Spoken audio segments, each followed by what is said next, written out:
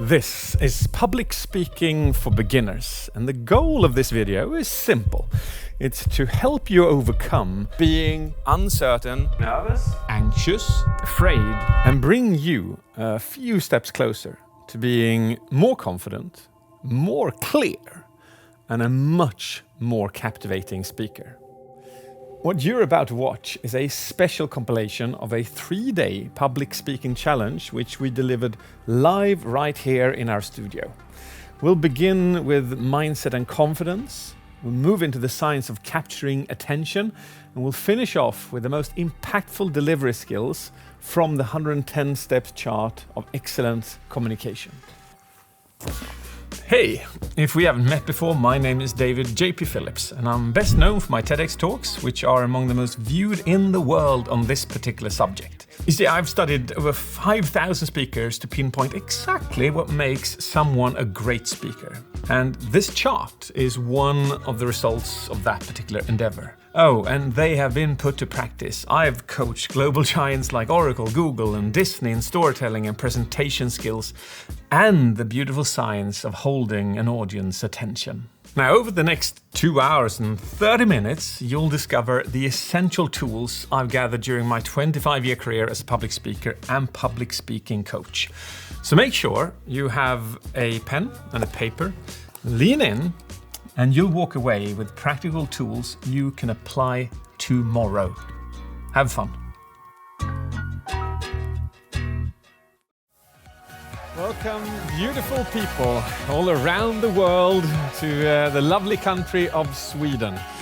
This is my view of you. There's pictures all over the place. We've got people from UK, Croatia, Switzerland, Mallorca. I'm going to Mallorca in just a couple of weeks. We got Norway, Denmark, Latvia, Mexico is in the house.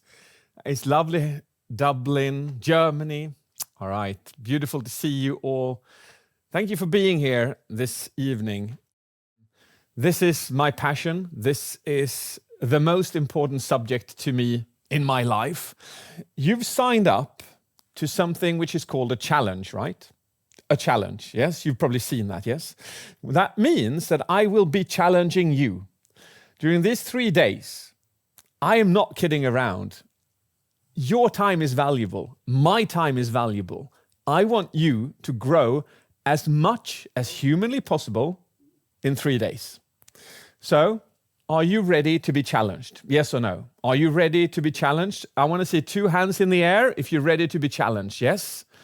All right, that's amazing. I love it, love it. Because this isn't up to me. I'm here. I will give you the skills and the tools and the techniques which can literally transform you into being a nervous wreck delivering a bad presentation to being a confident person delivering a great presentation in these 3 sessions. But it comes down to the work that you put into it. I also want to say this, please take out pens and papers and whatever you need to write on, because there's going to be hordes of awesome tips and techniques, as always when I do these trainings. So it's going to be loads of stuff which you can actually use in your everyday life, in presentations, in meetings, in negotiations, as a leader, as a presenter, as a coach, doesn't matter. Saying that, it's time to begin. Our first session today is about confidence on command. And to give you a concept of how important this is for any public speaker, at the far end over here, we have fear, and at the far end over here, we have confidence. If a person walks up on stage fearful, well, their output and what they present will be severely impacted compared to the person who has loads of confidence. Now, in my world, there are 3 pillars that make us great presenters and great public speakers. You harness your mindset, you become great in your content and in your delivery. Now, the stuff I'm going to give you all come from my TEDx talks. You got how to avoid death by PowerPoint, the magical science of storytelling. We have the 110 steps of excellent communication, and the final one, which is about mindset. And the mindset one is actually derived from this book. It's called High on Life. It's been translated to 35 different languages. So if you like this session, make sure you pick up this book. It is probably in your native language. It just came out in Japan, which I think looks a lot more interesting than the English version, don't you think? Saying that, let's begin by having a look at what happens if fear kicks in and we lose our confidence. Have a look at this video. I create visual worlds that are so beyond everyone's normal life experiences. And Hollywood is a place that creates a viewer escape. And what I try to do is, as a director, I try to... the type is all off, sorry, but I'll just wing this. Tell us what you think. Yeah, we'll wing it right now. I try to take people on an emotional ride, and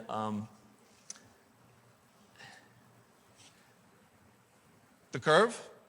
How do you think it's going to impact how viewers experience your movies? excuse me, I'm sorry. Has any one of you ever been in a situation similar to this? It's horrible, right?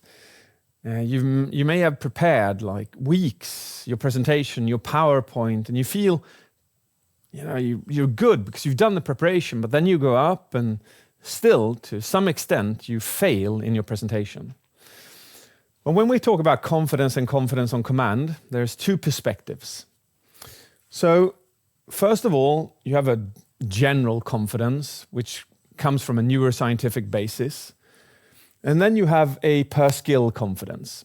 I want you to take with you that the case is often this one, which is that confidence is a skill. So for instance, if you were to be not very confident in basketball, but you start playing basketball and you start getting better and better, your confidence grows. And you play a couple of matches, you win, you do some really good, nice moves, and your confidence grows and grows and grows and grows. You become confident because confidence is per skill in this matter. But if someone asks you, hey, can you play golf? Just because it's a ball doesn't mean that you are naturally good at playing golf and that you're naturally confident in it. So the first question I want to ask you is to ask yourself, what do you want to become more confident in? What do you want to become more confident in? Specifically, you. Like, do you want to become more confident in stand-up comedy? Do you want to become more confident in negotiations? Do you want to become more confident in just walking up to strangers and talking to them? Do you want to become more confident in public speaking? Do you want to become more confident in what? Give it a quick think and write it in the chat. I want you to know what you specifically want to become more confident in. And how much would that truly help you if that actually happens? So I want to have a look at that in the chat. What specifically? Using humor for Meir, public speaking for Susanne, social media videos, Selene, coping on unexpected cases, presenting, public speaking. Public speaking is broad, so see if you can pinpoint what exactly in public speaking. Is it delivering slides? Is it the beginning? Is it the ending? Is it the entire thing? Pitching startups at the start, authenticity, presenting ideas, recording videos. All right, so if I look at these, it's such a different thing. You have to understand that.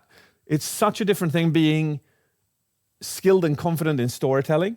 It's a different discipline than recording Instagram videos and TikTok and YouTubes. It's two massively different things. Just because you are super confident in storytelling doesn't mean that you are suddenly super confident in telling stories on YouTube.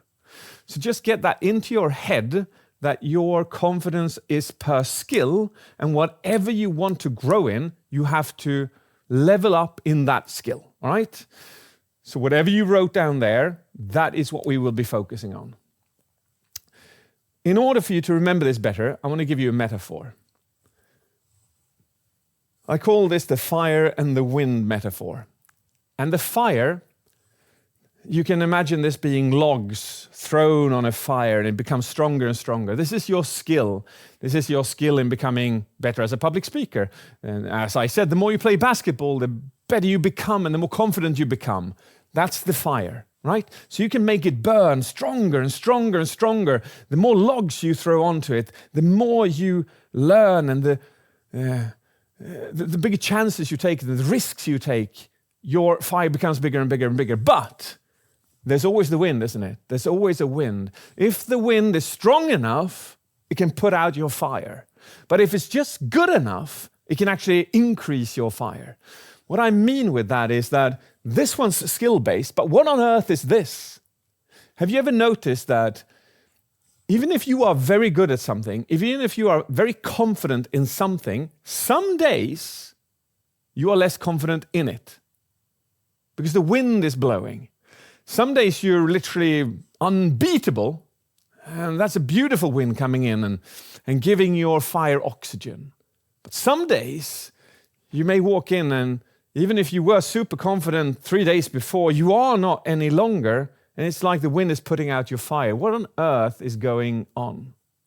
The first thing I want to give you is growth mindset. You've probably heard about this concept from Carol Dweck, but it is so crucial to your confidence. And it goes like this. If I were to ask you, what are you not good at? What aren't you good at today? And the way you think about the answer to that question says a lot about if you have a growth or a fixed mindset. If your answer is, for instance, I don't know how to dance, and I wasn't born dancing. I can't sing. There's no chance, you know. I'm not a born singer. I was not put on this earth to sing. I suck at singing. I'm born with a bad ability to find places. I can't find. I need a GPS. Depending on how you answer these may be an evidence of growth and fixed mindset, and that makes a huge difference in your life. Have a look at this. I'm going to show you 2 studies. One where people have a growth mindset, where they say to themselves, I can't dance, but I can learn. I can't sing, but I can learn. I can't find places very easily, but I can learn. If your perspective is that you can learn and that you are not restricted, you have, per definition, a growth mindset, and it makes a massive impact to your life. Let's have a look at these 2 studies. This first study was done on math grades before and after the intervention. Have a look at this. The kids who were asked, do you believe that you are good in maths? Not like, do you know maths because you've studied it? Are you good at maths? They believed, do they understand maths? The kids who said that they did had a continuous improvement in their ability to understand maths. In this second study, when it came to critical feedback, so if any one of you were to get critical feedback, people with a fixed mindset had a decrease in their ability of the particular skill, but the people who had a growth mindset actually grew. Now, this is a choice that you make in life. When you're asked to do a talk, when you're asked to do public speaking, and you say, oh my God, no, I can't do that. You should have seen my mother and my father. They couldn't either. I can't do that. Oh, it's the worst thing I know. I can't do that. That is you having a fixed mindset. But if you instead say, all right, let's do it. Yeah, I'd love to. I'll learn as much as I can until we do the talk, and then I'll learn from that, and then I'll learn from that, and then I'll learn from that. Then per definition, you're creating a fixed mindset, or you're creating a growth mindset in your brain. And that will help you evolve as a public speaker. Other things that impact your fire is limiting beliefs, values and rules, focus questions, and as I mentioned, growth mindset. We won't be able to go through all of these, but when we work with clients, when I work with coaching clients, I look at their limiting beliefs, their focus questions, the stories they tell themselves, and if they have a fixed or growth mindset. And here's a short story for you. About a month ago, I was, I guess, quite critically called up by an HR manager who said, I have a president of the company who is panicking because he can't do public speaking. He used to, but he can't anymore. Can you please fly over and have a look at it? And I flew to the US and we had a coaching session. And I walked in and I asked him to do a presentation for me. And it was sublime. It was absolutely amazing. That presentation was so stellar. So I looked at him and I said, what on earth is going on? And he said, well, I've got no problem presenting to you, one person, but as soon as there's 10 or more suddenly, I can't. So we backtracked the reason to this, and that was he was given criticism in a larger group. And suddenly his brain had created this limiting belief that whenever he stood in a larger group, he was a bad presenter. So he showed me a video of his most recent presentation, and it absolutely sucked. It was so bad compared to the one that he gave me. So we sat down and we changed his limiting belief to allowing him to believe in himself again, and that allowed him then to go out and deliver a great presentation again. So these things can truly hold us back. But the wind that blows is rather two things, which is dopamine and testosterone. So if we can create this strong fire by removing our limiting beliefs, by changing our focus questions and so on, we can also impact the very wind that blows and can sometimes harness our fire or put it out. And those two are dopamine and testosterone. So I'd like to introduce you to the concept of the angels and the devil's cocktail, which is part of the book. And an angel's cocktail can go like this. If I were to offer you an angel's cocktail, well, let's have a prop for that. And it goes like this. Nice levels of dopamine, nice levels of testosterone, and maybe some oxytocin in there as well. And I'll ask you to drink that. You will suddenly become more confident, bold, daring, driven, magnetic almost, and present. But if I were to give you a devil's cocktail with high levels of cortisol, adrenaline, and reduced levels of testosterone, you'd lose your train of thought. Your decision making would become worse. You'd become tunnel visioned instead of holistic. So the question then is, how can we create dopamine and testosterone in ourselves on command? And it's entirely possible because you do it every single day. So let's have a look at dopamine to begin with.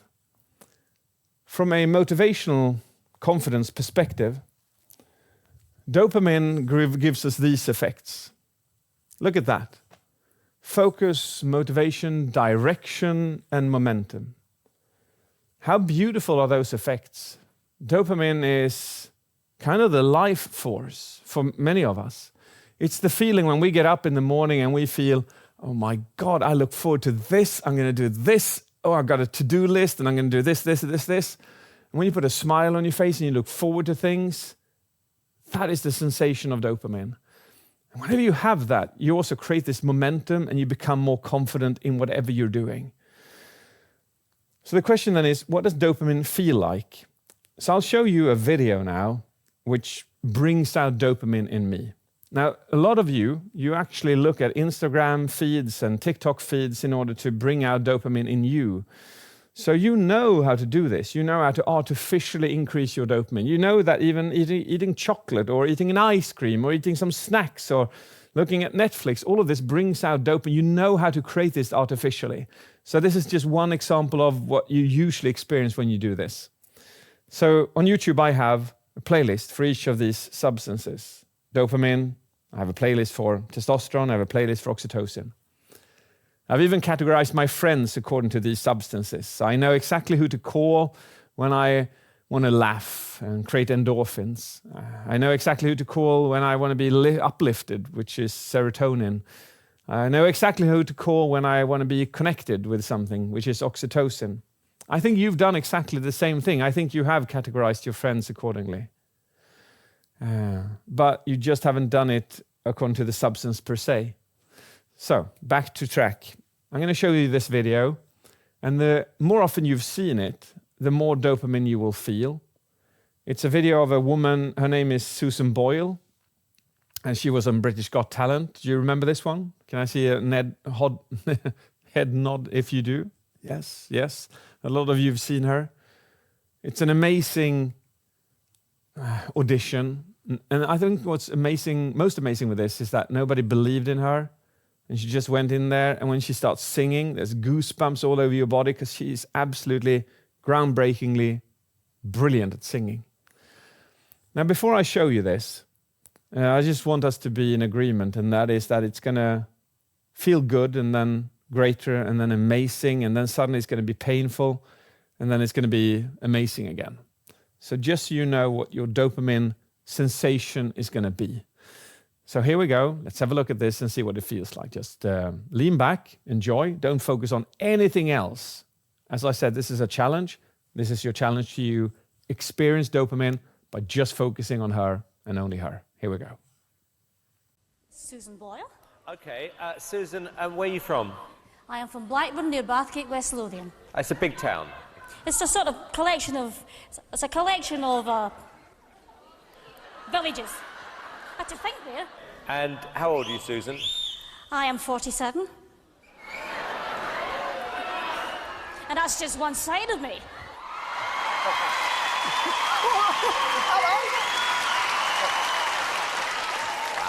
Okay, what's the dream? I'm trying to be a professional singer. And why hasn't it worked out so far, Susan? I've never been given the chance before, but here's hoping it'll change. Okay, and who would you like to be as successful as? Elaine Page. Elaine something like Page. that. What are you going to sing tonight? I'm going to sing I Dreamed a Dream from the Miserables. Okay. Big song. Yeah? Yes. And so suddenly it just stops, and that is not a technical error. The intention here is for you to feel the feeling of dopamine, where the feeling is, give me more, give me more. Why did you stop it, David? Why did you stop it? That wasn't very kind of you. I wanted to see the rest. I wanted to see the rest. That is dopamine, and it's created so quickly in you. That was only 55 seconds that created a small surge which made you feel pain when I removed it. The power of that is so intense. And the realization that you can create this in yourself whenever, wherever, is profound. So the question then is, how can we create this in ourselves more often? So please write these things down, because some of these you already know. Music. Please create your own dopamine playlist on Spotify or YouTube Music or whatever it is. Make sure you have 5 or 6 songs, you don't need more, that make you feel, ooh, I'm hungry, give me more of this life, give me more, I want to do this. Just pick 5 or 6 songs, not more. Call it your dopamine playlist. And whenever you're going to do your presentation, just prior to it, or even when you're preparing your presentation, your TED Talk, whatever it is, listen to those songs. But here's the key, my friend. Never, ever listen to them if it's not intentional. Because if you listen to them when it's not intentional, you will destroy them. Have you ever realized that the first time you hear a song, you go like, this is good. Second time you go, ooh, this is really good. Third time you go, oh my God, this is great. And the 5th time you're like, this is insanely good. 10th time you start asking your friends to listen to it. And they go like, yeah, it's nothing special. And then when you've listened to it 50 times, all dopamine is gone and you don't feel it anymore because you destroyed the song. So whichever 5, 6 songs you put in there, just listen to them when you truly want that boost. And then replace those that you over-listen to. The second thing I want to put out there is videos. So go onto YouTube and maybe Instagram or TikTok, create playlists of videos that create that particular sensation of give me more, give me more, give me more, give me more. This can be motivational videos. It could be victories that you've seen people accomplish. Something where you truly feel when you turn off the video and you stand up and you walk away, you go like, oh, I want more of that. I'm going to do that. I'm going to do that. If you can find 2, 3, or 4, or 5 of those videos, place them in your playlist. These are key, core, powerful things to create and supercharge your dopamine and your confidence on command. So we've covered music, we've covered videos. Have you ever been to the gym? I assume you've been to the gym once or twice at least. But do you remember that time when you went to the gym or you started an exercise or a diet and you're like, oh my God, this is so fun. This is so good. I enjoy doing this. And you look yourself in the mirror and you go, my God, I look good as well. Woo, nice. And then you go sick for 2 weeks. 2 weeks, nothing more, 2 weeks. How many of you have had a problem getting onto the diet again? How many of you had a problem getting onto the gym again? How is that even possible? That we can lose motivation so quickly that within 2 weeks we can go from, I'm never going to stop doing this, to, I didn't even know why I did that. That's insane. But it's not insane when you understand how dopamine works, because dopamine builds on dopamine. So imagine this, that if you go to the gym on Monday and you work out, dopamine is increased for that particular activity. This lasts until Thursday, and then you have to go again. And that lasts until next Monday, and then you'll have to go again. But if you don't go over and over and over again, you will lose momentum and your dopamine will be depleted and your brain won't know why you went. So my friend, whatever you want to accomplish, whatever that thing is that you want confidence in, you have to not only take action, but take action upon action upon action upon action upon action for the next coming 4 weeks. So if it's public speaking, well, if you turn those words around, it's actually speaking in public.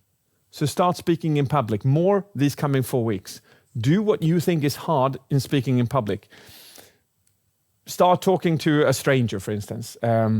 Talk to a colleague which you haven't talked to before. Call a friend which you haven't spoken to in a long while and you've been putting off. Challenge yourself to do speaking in public as much as possible. Action, action, action, action. Creates momentum, creates momentum, creates momentum. Builds logs, logs, logs, logs. Builds a stronger fire. It won't happen if you don't do it. It's as simple as that. There's no magic cure. There is a second way of creating dopamine, and that is by imagination. This is you actually doing things. But dopamine can also be created by imagination. So if you wake up in the morning, and the first thing you do is take up your phone and you look at the news, you are literally just pouring a devil's cocktail down your throat. And that is how you start your day. But if you start your day by using your mind to create dopamine, by simply deciding to look forward to something. Like, I look forward to this, I look forward to this, I look forward to this, I look forward to this. And then you repeat that over and over again, a couple of times, maybe just for 1 or 2 minutes. And suddenly, you're launching dopamine into your system and you feel motivated to get up, to do things. So putting that out there, you don't just have to have a goal for the day, but a goal for a longer sense of time. So my tip to you is this, that whatever you want to achieve in the future, you have to remind yourself of it. So in your life, my absolute recommendation is that you create what I call a vision board. On the vision board, you write down what you want to accomplish, what you want to do, what you want to build confidence in, the talks you want to do in public speaking, the money you want to earn, the house you want to buy, the people you want to hang out with. That should go up on the vision board. And at least every 2 or 3 days, you go up to the vision board and you look at it and you remind yourself what the feeling of having that house would be, the feeling of hanging out with these people would be, the feeling of having the money would be. Because then you are constantly priming your brain to release dopamine for those particular things, which allows you to focus on them more. So if you want to become a public speaker as I, traveling the world, it's not an easy life always. Last year, I think I went to close to 30 countries. I'm not home that often, but I put so much quality time when I am at home, so it still equates to a nice work-life balance. I get to see the world, I get to see global companies, I get to be paid a lot of money, I get to learn, I get to experience. I love my profession, it is beautiful. So if you want to become that, if you want to travel the world, if you want to talk about your passion, live your passion, that should go up on your vision board. And then repeat what the effects of that will be. Look at your vision board every 2 to 3 days to build that the dopamine momentum that will build your confidence to get there. Build that log by taking action, building momentum. And then you're truly harnessing dopamine from a confidence perspective. Dopamine has multiple functions, but from a confidence perspective, these are the ways to go. Now we're leaving dopamine and we're launching into testosterone, which also scientifically has proven to impact confidence. Now, the best way for me to describe testosterone is when you, in life, you've felt that, oh, I am invincible. Has everyone felt that at least once or twice? Can I see a raise of hands? When you felt, yes, good. When you felt invincible, wasn't that like a truly empowering feeling? It opened up so many doors. It made you deliver whatever you delivered better. Testosterone is connected to confidence, empowering, and being more daring. So I want to just give you a quick exercise now. I want you to pick up a pen, if you have a pen around you, and a pen and paper. And I'd like you to draw a flower with your non-dominant hand. I'd like you to draw a flower with your non-dominant hand. So your non-dominant hand, draw a flower as beautiful as you can. And I want you to show me what that looks like. A flower with your non-dominant hand. Wow, that's nice, Vicky. That actually looks quite sensible for being a left hand. That's good. Colin, nice one there as well. You went with the big one all over the paper. That's all right. They all look a bit edgy, these flowers. Vag, that is a tree, man, isn't it? Vag cool?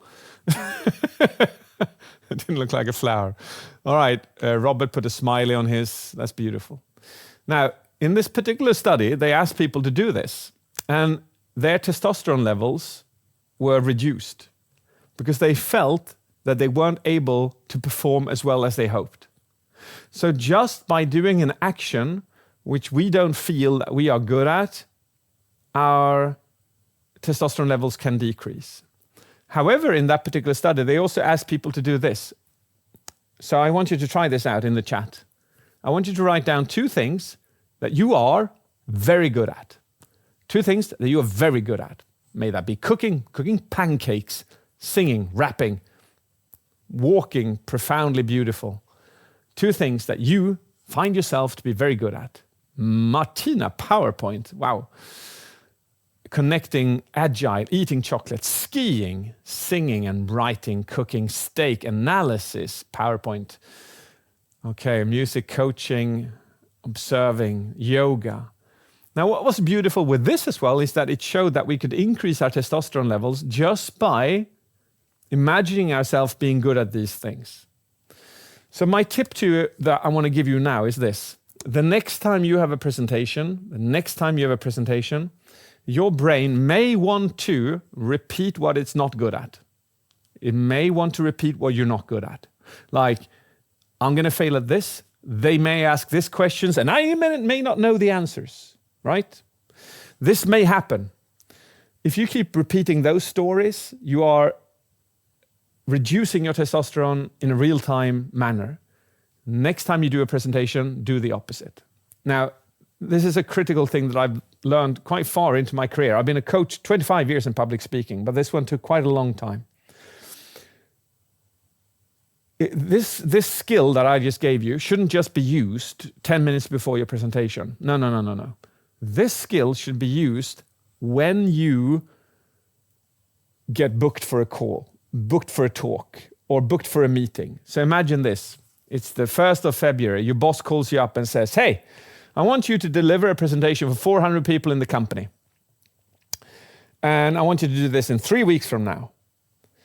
And you are like, oh my God, I've never spoken to 400 people before. I've only spoken to 40 people. Oh my God, oh my God, oh my God.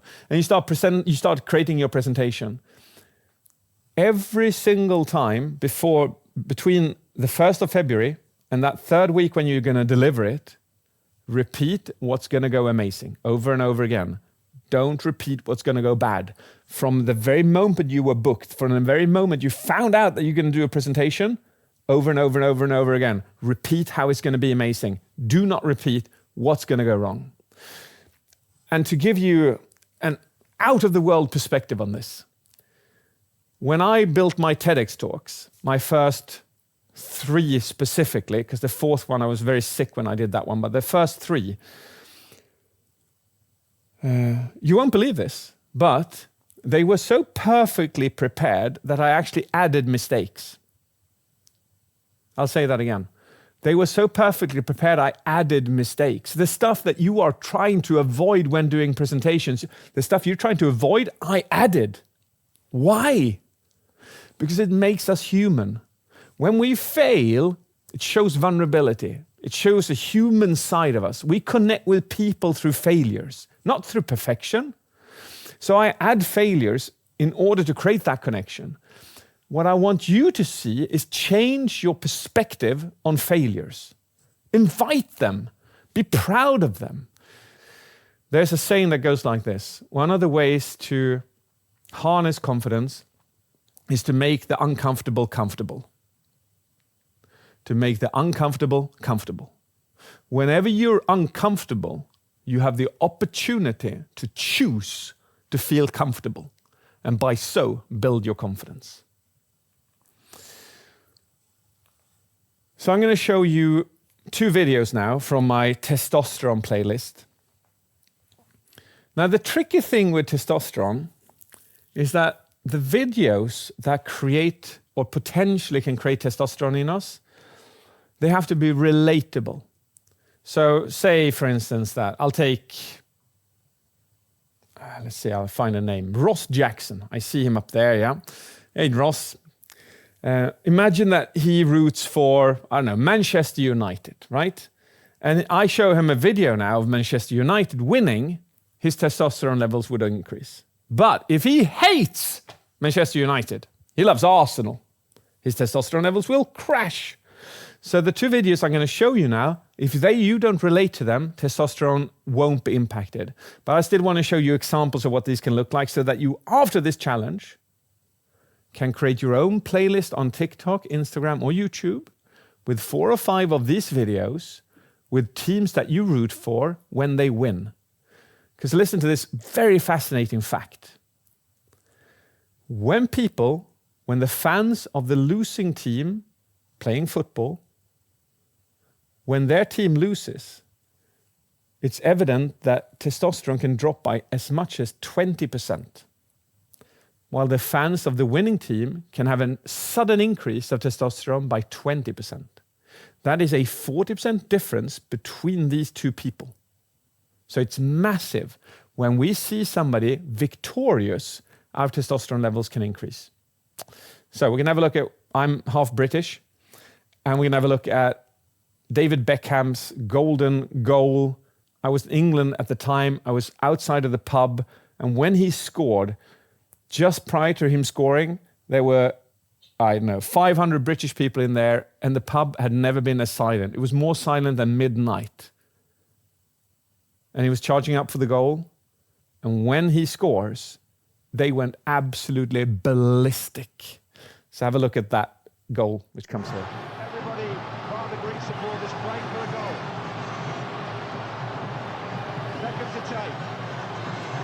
The 93rd minute at Old Trafford. Beckham! Yes! He's done it! David Beckham! Fantastic! It's 2-0. So what I'd recommend you to do is 5 of those videos in a playlist so that you can look at them when you want confidence on command. I'm going to show you one more video which has also shown that it can increase testosterone, but only if you can relate to the character. So let's have a look at this one. Do you exercise? When I have to. Do you consider your employment to be psychologically stressful? Sometimes. How much alcohol do you consume? Too much. What is your occupation? Well, that's not the sort of thing that looks good on a form. And why is that? I kill people. Who doesn't appreciate the occasional twist, Mr. Bond. James Bond. Welcome, Mr. Beach. What's that Bond? I'm a little confused. Well, we wouldn't want that, would we? Where the hell have you been? Enjoying death.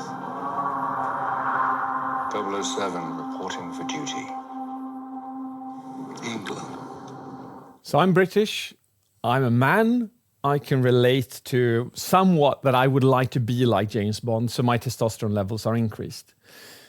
Now, what I said prior to this is that the videos I'm going to show you may not impact your testosterone levels, which is why I'm recommending you again, create your playlist, add your 5 videos into it, so that you can create this on command when needed, when necessary. I would love to share my playlist with you for each of these substances, but it doesn't make sense because they need to be relatable to you. This chart, if you bring this up, Emil, this is my 3rd TED Talk. These were the 110 steps of excellent communication.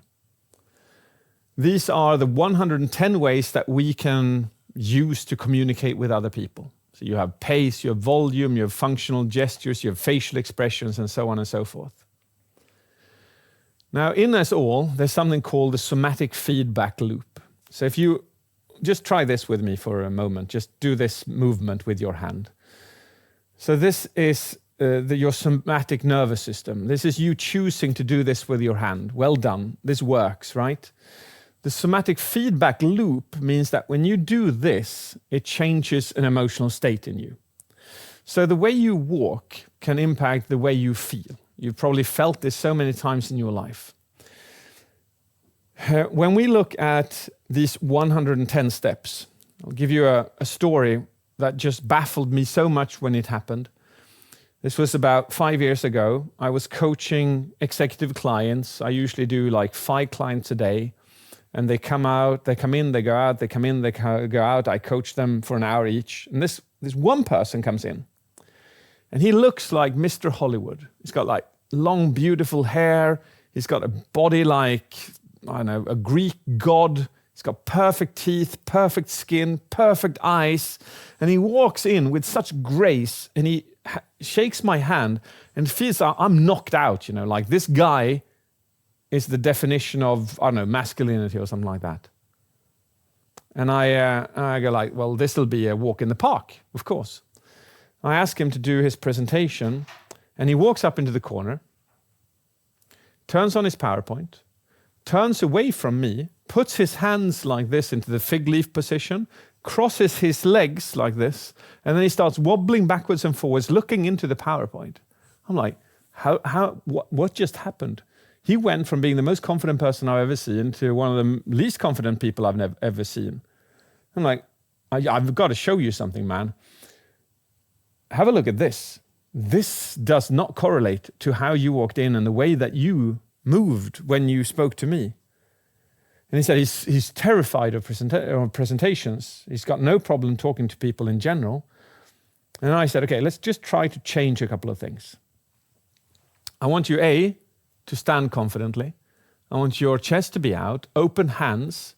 I want you to angle towards me. I want you to stand in the center of the stage, and I want you to speak slowly. Go. And I did all of that, and he transformed to being non-confident to super confident.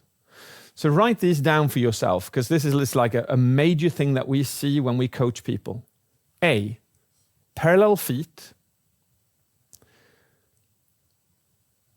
even hip bones, chest out, arms relaxed, angle toward the audience, and speak slowly. In extension to this, do you know what is even more interesting than watching James Bond? It's sitting outside of the movies and looking at the people coming out of the cinema. That's more interesting than watching James Bond. Do you know why? Because if you sit outside of the movies, you take a coffee, the people who come out of the movies and they've seen James Bond, they walk differently. Females and males, they walk differently. So when you see them come out of the movies, they kind of sway. They walk out with more pride in their body language. I'll ask you this.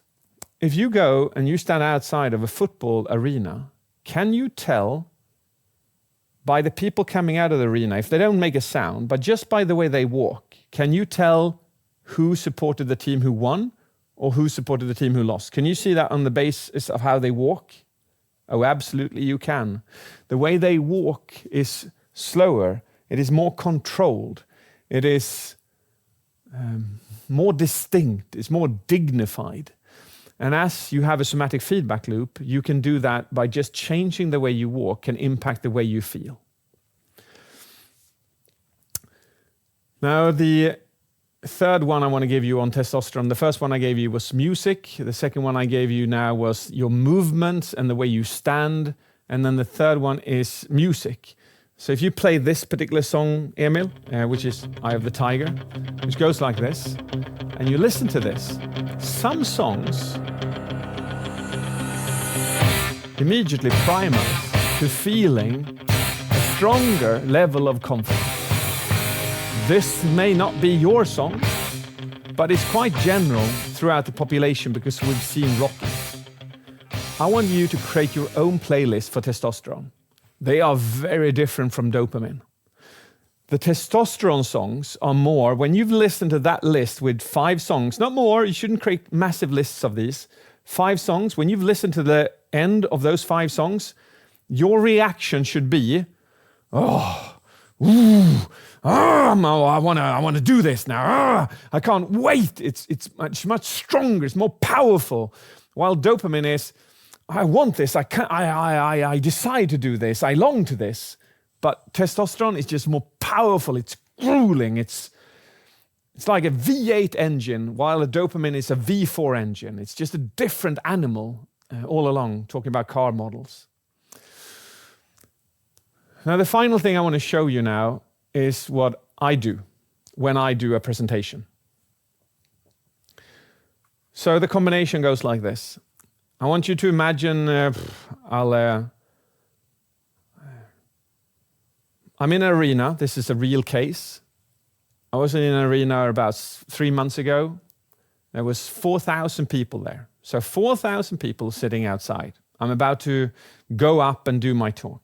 How do I use these substances? Because I'm nervous. I'm an introvert. I don't like public speaking. I like this because I'm passionate about my subject. So I always have to use this. I always have to harness my fire and build that wind. So this is what I do. 10 minutes prior to my talk, I listen to dopamine songs. And I go around and I listen to this and I feel the sensation and I start fantasizing, imagining the impact my talk will have on my audience. So these are 2 very crucial things for my dopamine levels. I imagine and I listen. And I go around and I imagine, I listen, I imagine, I listen, I imagine and I listen. And I go around doing this sensation. And then about 5 minutes prior to my talk, I start supercharging myself on testosterone. And the way I do that is I shift my playlist to my testosterone music. Prior to that, I look at one testosterone video. So I look at this 1-minute clip of victories for whatever team I root for. Then I start listening to the music. And look at this particular combination. This is going to look a little bit weird now, but this is all about learning. So the scientifically proven ways of increasing testosterone is this, or confidence as well. Posture, movement, gaze, eyes, breathing pattern, primal scream and pain. So look at this weird combination I'm going to give you now. And I want you to specifically listen to my voice now and when I'm done with it. So we've got 5 minutes left until I go up. I start walking with a more confident stride behind the stage. And I do this posture. And then I start breathing like I'm hunting something.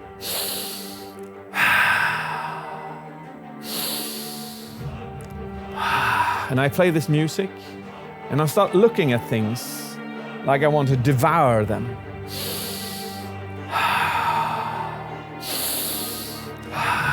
And then I stop, and then I go.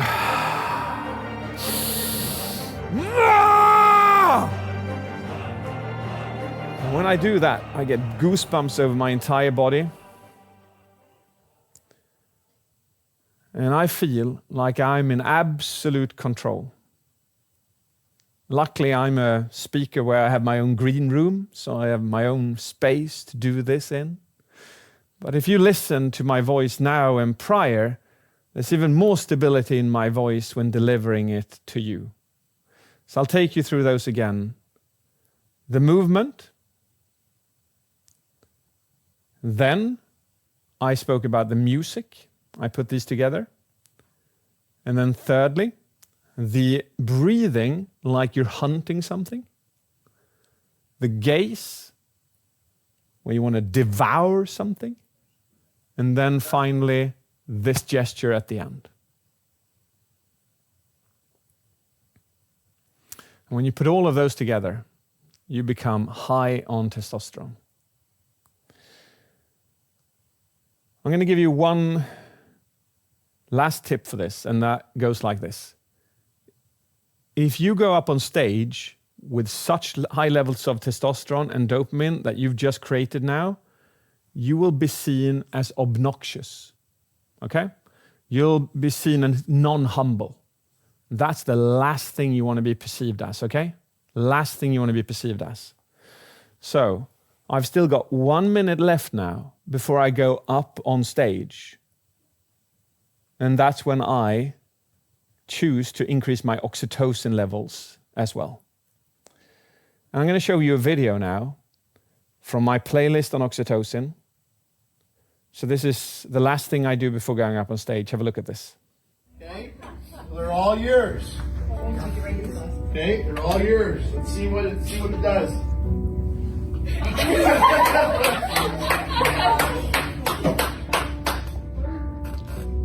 So what do you think then? Look pretty cool? That's awesome. Hey, come here. Come here, dude. Oh, I'm so happy for you. Mom, you better get in there too. That is so awesome. I told you it's going to be a little emotional.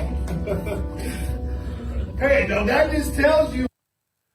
I look at a video like this, or I look at photos of my daughter, and then I hear my name, David JP Phillips, and I put my phone away and I walk up on stage and I deliver a talk to 4,000 people where I've chosen how to feel, where my emotions are picked by me and not by default.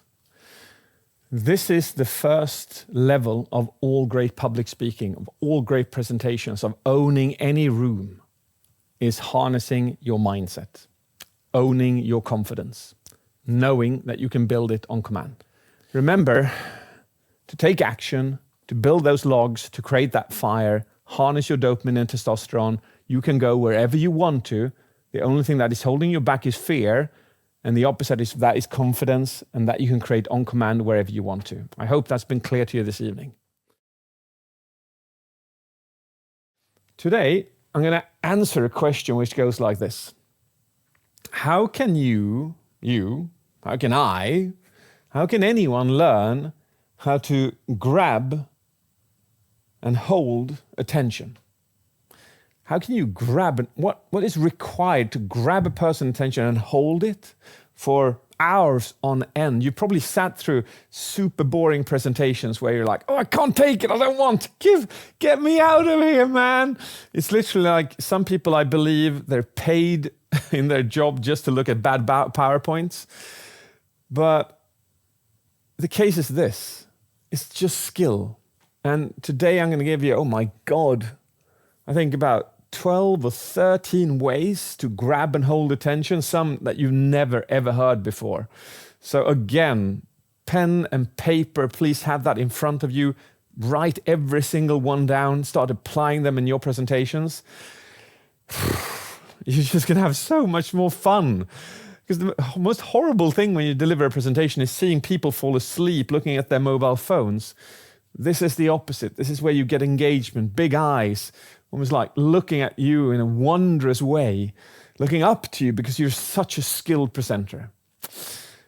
Now, I want to share a couple of words of wisdom from another legend in the business, in the show business.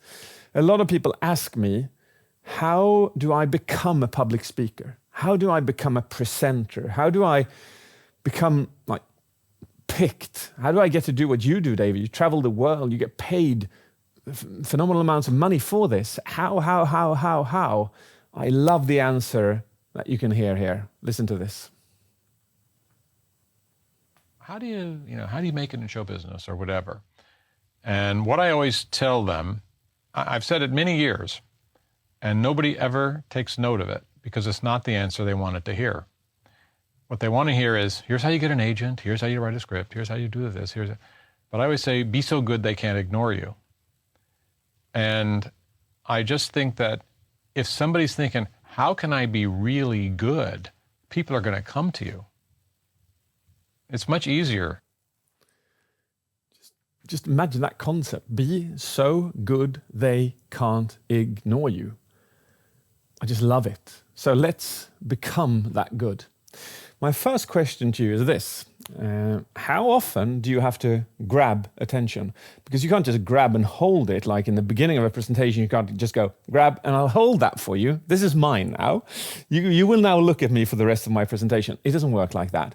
So how often do you have to grab? How often? Microsoft did a study on this during COVID, and they gave us a number.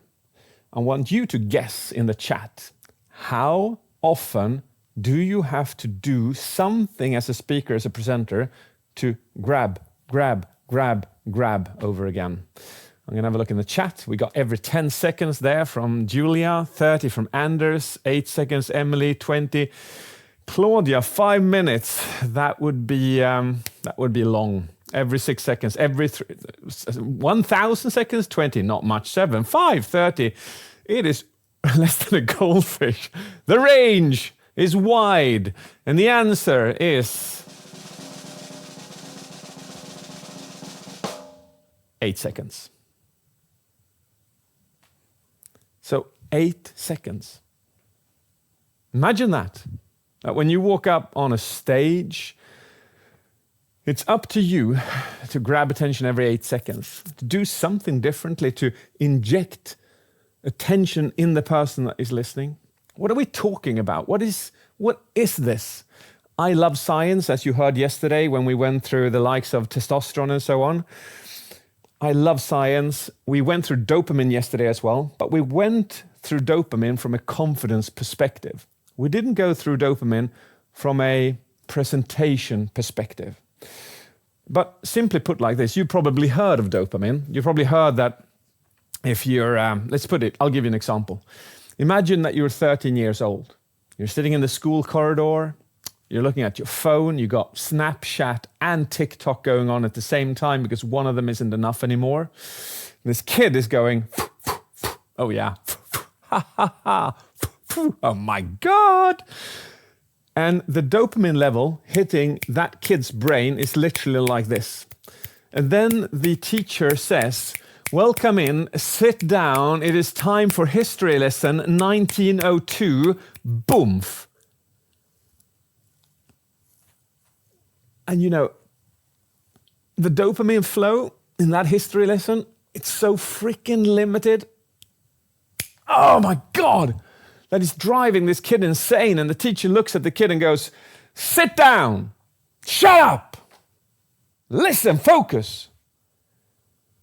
Problem is though, studies show that adults or kids, they develop ADHD-like symptoms in only 8 weeks, if they look at algorithms of Instagram, TikTok, Facebook, YouTube for 2 hours per day. You aren't different, and your audience isn't different, because most people consume this kind of data, so they are accustomed to a certain dopamine flow. So what does it look like? How do you know that you are not achieving dopamine? How do you know that you're not able to inject dopamine into your audience? What does that look like? You know exactly what that looks like. You see them in the audience, they're looking at you out of respect, but then they go like, I can't do it, man, I can't. And they start scribbling something, they start daydreaming, they start wandering off, they start talking to each other. But the biggest one is this, isn't it? I don't know how many times I've seen this, where a person in the audience goes, I can't take it, man. I can't. This is horrible. And under the corner of the table, they bring up their mobile phone, and then they go, and they keep swiping under the side of the table. And you can literally hear the moan of enjoyment of this dopamine flow hitting their system again. And they go like, oh my God, that was good. And you put their phone away, 2 minutes later, they're like, I can't do it, man. I cannot focus on this presentation. So the real truth of your life is this. You have to be the best drug dealer in the room. You have to be that person who injects dopamine into the neuro system of the people sitting in the audience. The question then is, how do you do that? Well, let's have a look at this. I will be giving you, as I said, 12 or 13 techniques to do this. You will be able to, after this session, inject dopamine on command in people around you. Imagine that. That's almost like two people sent me DMs yesterday on Instagram, and they went like, oh my God, you're a magician, man. You can't keep going around injecting neurosubstances in people. This is too awesome. It looks like you've opened a new world to me. But today I will open another world to you. I will show you how to do this immediately. We're going to have a look at big ways to inject dopamine, so macro. We're going to have a look at mini ways, very subtle ways of injecting dopamine into your audience. And we're going to have a look at, I think I call that one nano, probably not, but macro?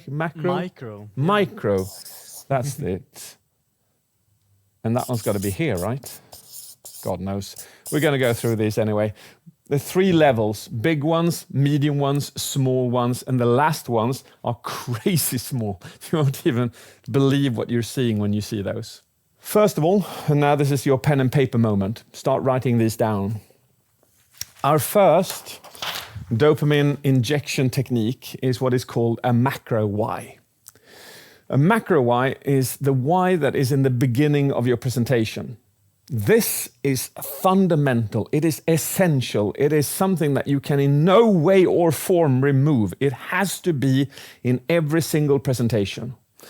The macro why in the beginning is where you make a promise to the people that you're talking to. You give them a promise of what they will get and how it will affect them. And the better you are at delivering that promise, the more dopamine you will create. Imagine a person comes to you and absolutely truthfully says, hey, if you open this package, I will give you $10,000 US. No kidding. But you have to do, 20 sit-ups or something like that. There's no question about it. You'll do 20 sit-ups because you want that package. If your doctor says to you, hey man, you're sick, but if you start exercising once a day, you won't be sick anymore. When we get a strong enough why, it can move mountains. Same thing in a presentation, but this is scary stuff. Like, I coach people on an almost daily basis. This is my 3rd talk today. I've been doing coaching earlier today. I coach executives, top multi-billion companies. But this is the scary part, my friend. If there's 8 people in a board of a multi-billion company, this has happened so many times. I come into them and I say, all right, so you've employed me as coach. You got your conference coming up in 2 weeks. I want to hear, have you all built a presentation? And they all go, yeah. Okay. Why should the audience listen to it? Tell me. Go. One after another. And they go, and it's bullshit. That one, I don't know what that one's thought about. They've only built slides for their own sake. This one's built it for the company's sake. This one's built it for some other sake. 2 out of 8 usually can answer the question why the audience should listen, which is just so sad, so bad. Don't let that be you. Also, my last tip on this is this. If you look at your presentation today and you ask yourself, okay, David says a macro why should they listen? The first one you come up with is not good enough. It never is. You have to ask yourself, but why is that important? Now you're getting somewhere, but usually you need to ask that question 4 times. But why is that important? Why is that important? And each time you go deeper and deeper and deeper, you inject more dopamine into your audience when you give that to them. So in this case, if you would rewind this recording that we've done today, or this live session, you can see that recorded rather, you'll notice in the beginning I said that I will give you 12, 13 ways where you can grab and hold attention of any audience. That was my macro why. That was the large why that is like an umbrella over this entire session. Second one is your why, my friend. Your why creates similar amounts of dopamine as a macro why. What is your why? Well, it's why you do what you do. It is the glow in your eyes. It is the passion in your voice. It is you leaning forwards. It's you being passionate. It's you being hungry. It's you being proud. Because your emotions are contagious. Thanks to something called mirror neurons and new waves and so on, your emotions are contagious. To give an example, you went to school, I went to school. In Sweden, at about 12, 13, we changed schools to something called higher status, a higher school. Now, I loved mathematics, always had when I was a kid. So this was the first time I was going to do some kind of advanced maths. I remember I went to that classroom that morning, it's just vivid as yesterday. I was standing outside the door, the rest of my classmates were there, it was closed. 5 minutes passed. The door slowly opens, and this happens. It slowly opens. My math teacher comes out, and with a yawn and with a sigh, which is a very odd combination, he says,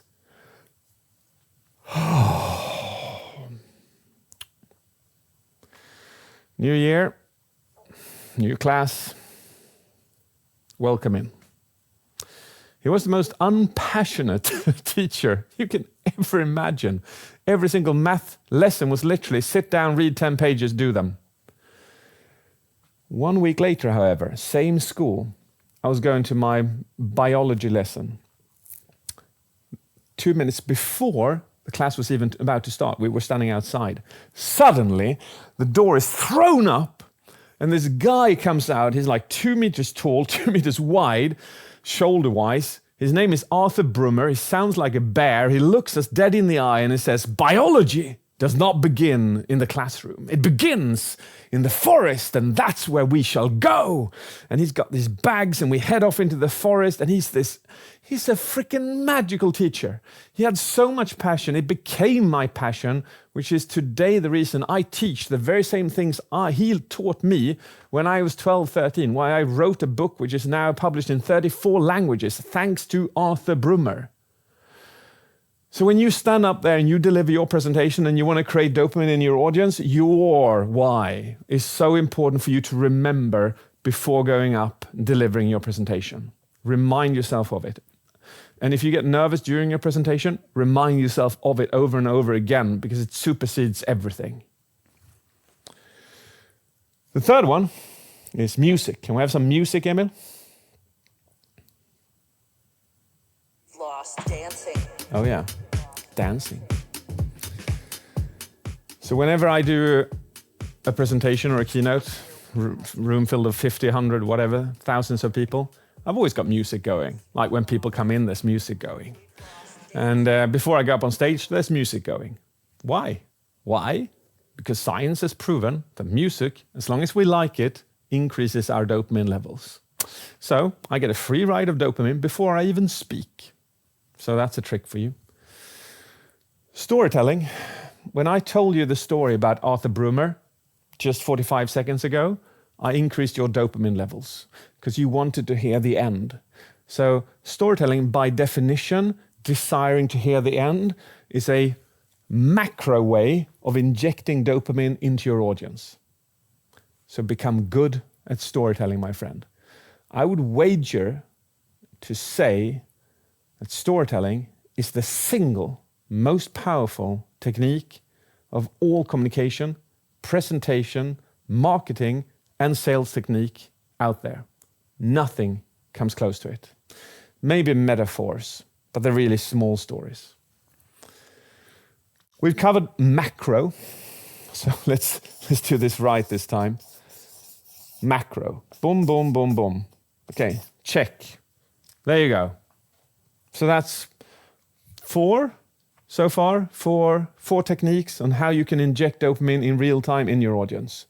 So imagine this. You go up on stage, you've been playing music, dopamine is high, you start off with a story. After the story, you launch the why, the macro why to your audience, and you remind yourself of your own why. That's not too hard, is it?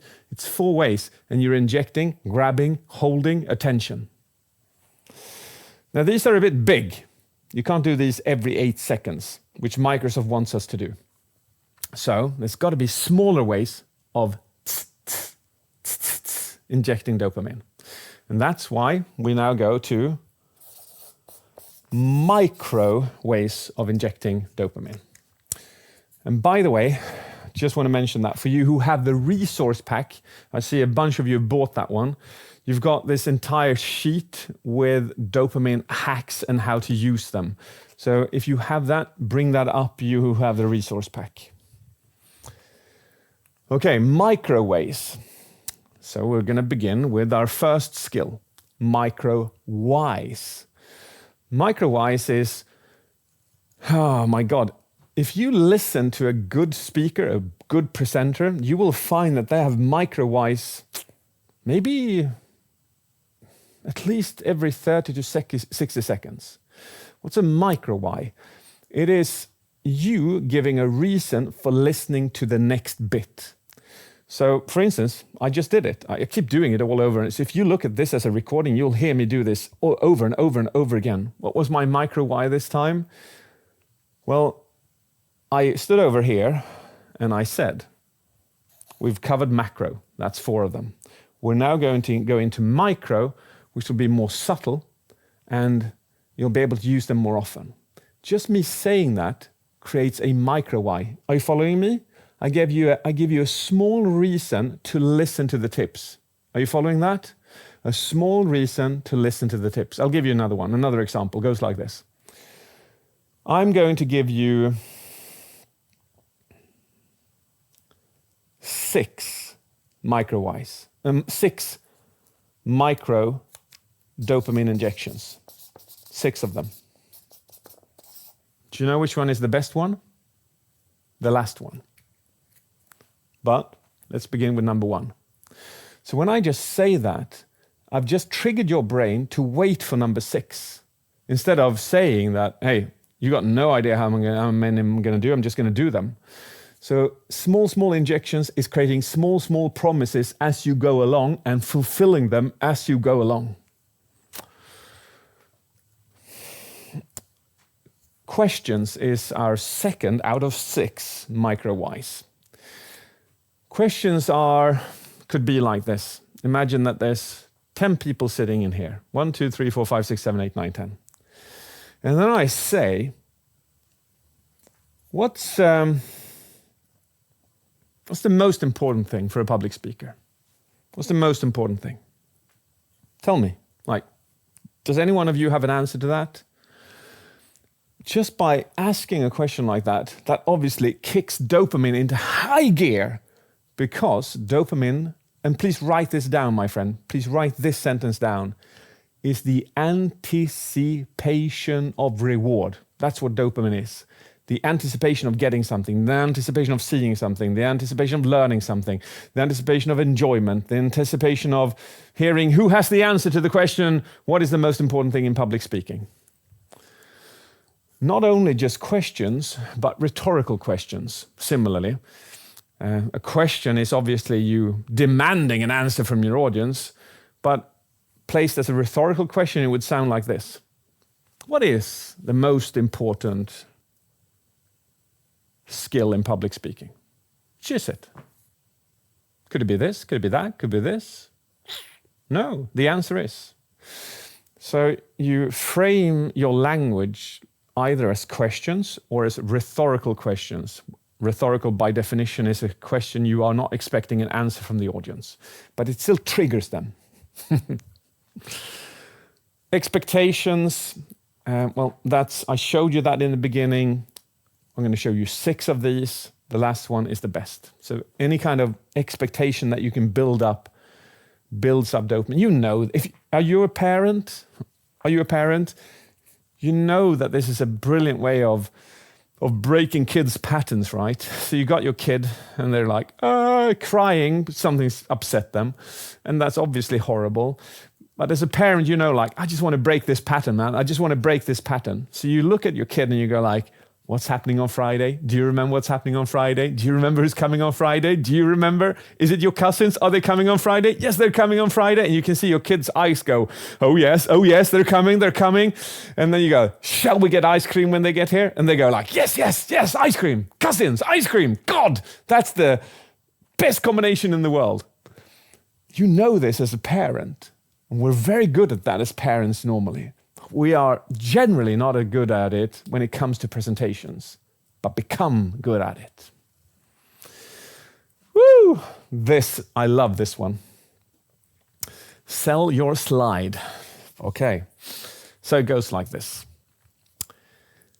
Have you ever heard anyone launch a slide like this? We're talking PowerPoint slide. They go like this. Click, and then they go, oh my God, this one? Oh, yeah, this one shouldn't be included. Can we remove this one? Okay, well, I don't know. You can't really see what it says, and it's fairly pointless overall. We'll skip but in the corner it says, have you ever heard anyone launch a slide like that? It's almost like corporate standard these days, isn't it? But that is, my friend, that is like robbing the little dopamine that your audience had left and taking that away from them. The little level there, like now it's just depleted. Try this the next time. Sell your slide is about building expectation for the slide. So it could sound like this the next time you do it. It goes like this. Before even showing the slide, you say, the next slide coming up, my friend, is... honestly, it's my personal favorite. I've spent over a week building this. And I remember a colleague came up to me when I was building it, looked at it over my shoulder, and she said, damn, even that isn't the best PowerPoint slide I've seen in my entire life. And I'm like, yeah, well, I put a lot of time into it, you know. Now I'm going to show it to you. But I just want you to be aware, it's very complex. It's going to take you a time to digest. So I'm going to be silent and just stand over there for you to just take it in and enjoy it, okay? So yeah, there we go. I think this is worth a drum roll, isn't it? So we go. And then you go, boom! And it's the same sucky slide as last time. But this time, because you framed it differently, your audience will be going, yes. That is interesting indeed. Maybe not the most beautiful one I've seen, but it does summarize. You know, based on how you frame it, you will create their expectation of enjoyment. So that is obviously a great exaggeration, but you can say things like, the next slide I'm going to show you is my personal favorite. Let's have a look at it. I actually just did that to you because I said, haha, sell your slide. Oh, I love this one. So I keep doing this over and over again, injecting dopamine into your brain, showing you how I do it so that you can do it. All right, moving on to sell your slide, to sell your data. Sell your data. We're going to have a look at a combination here, because we've come to number 5 and 6 now. So we have come to the favorite of favorites, which is animations in combination with sell your data. I'm going to show you a chart. And I'm going to show you how it's possible to add dopamine to a chart in PowerPoint.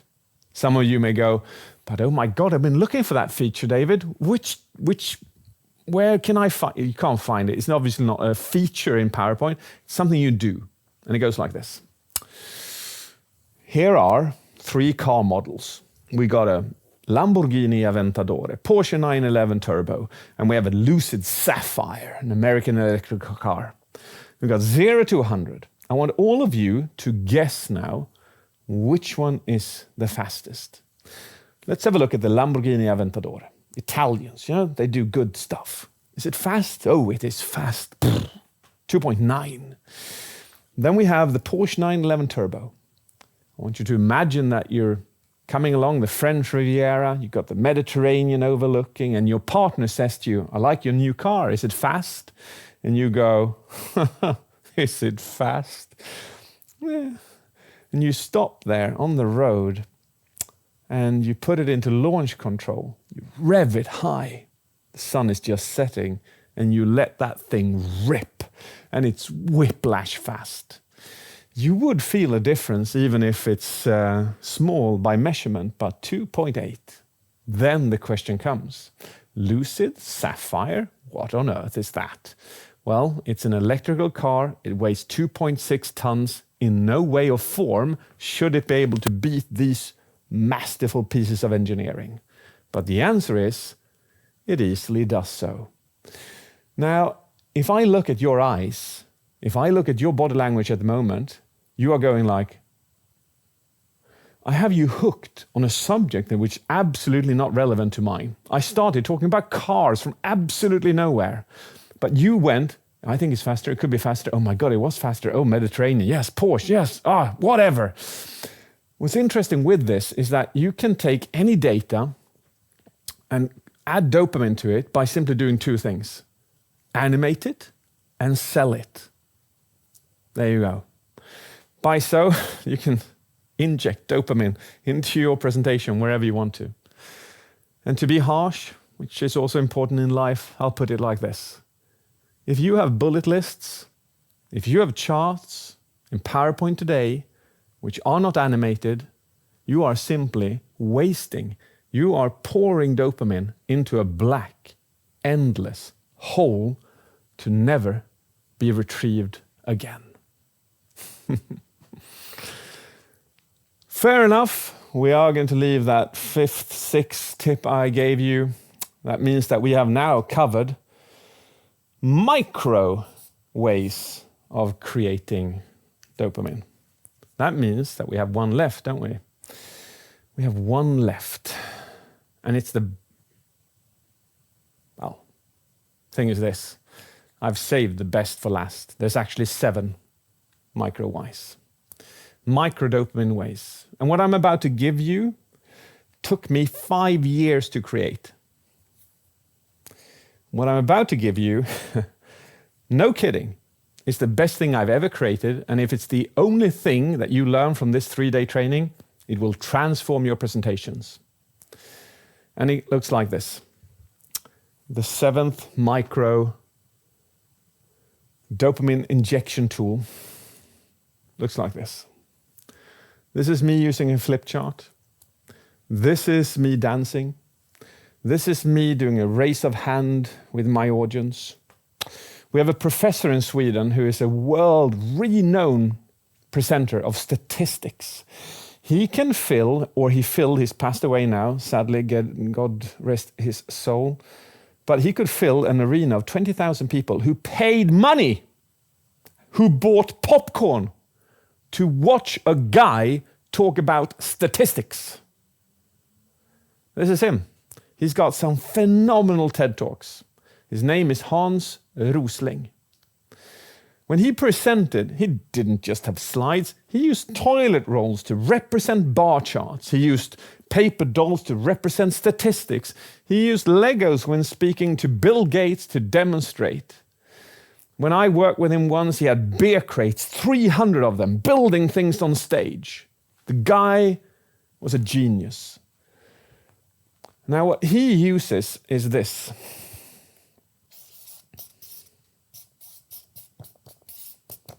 spices. And I'll put it like this.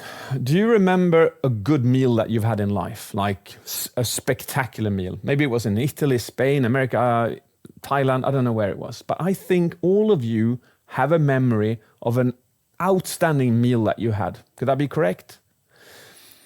I'm also very certain that you liked how it was spiced to such a degree that you want to go back there, you want to tell your friends, you want the recipe, you want to eat it again.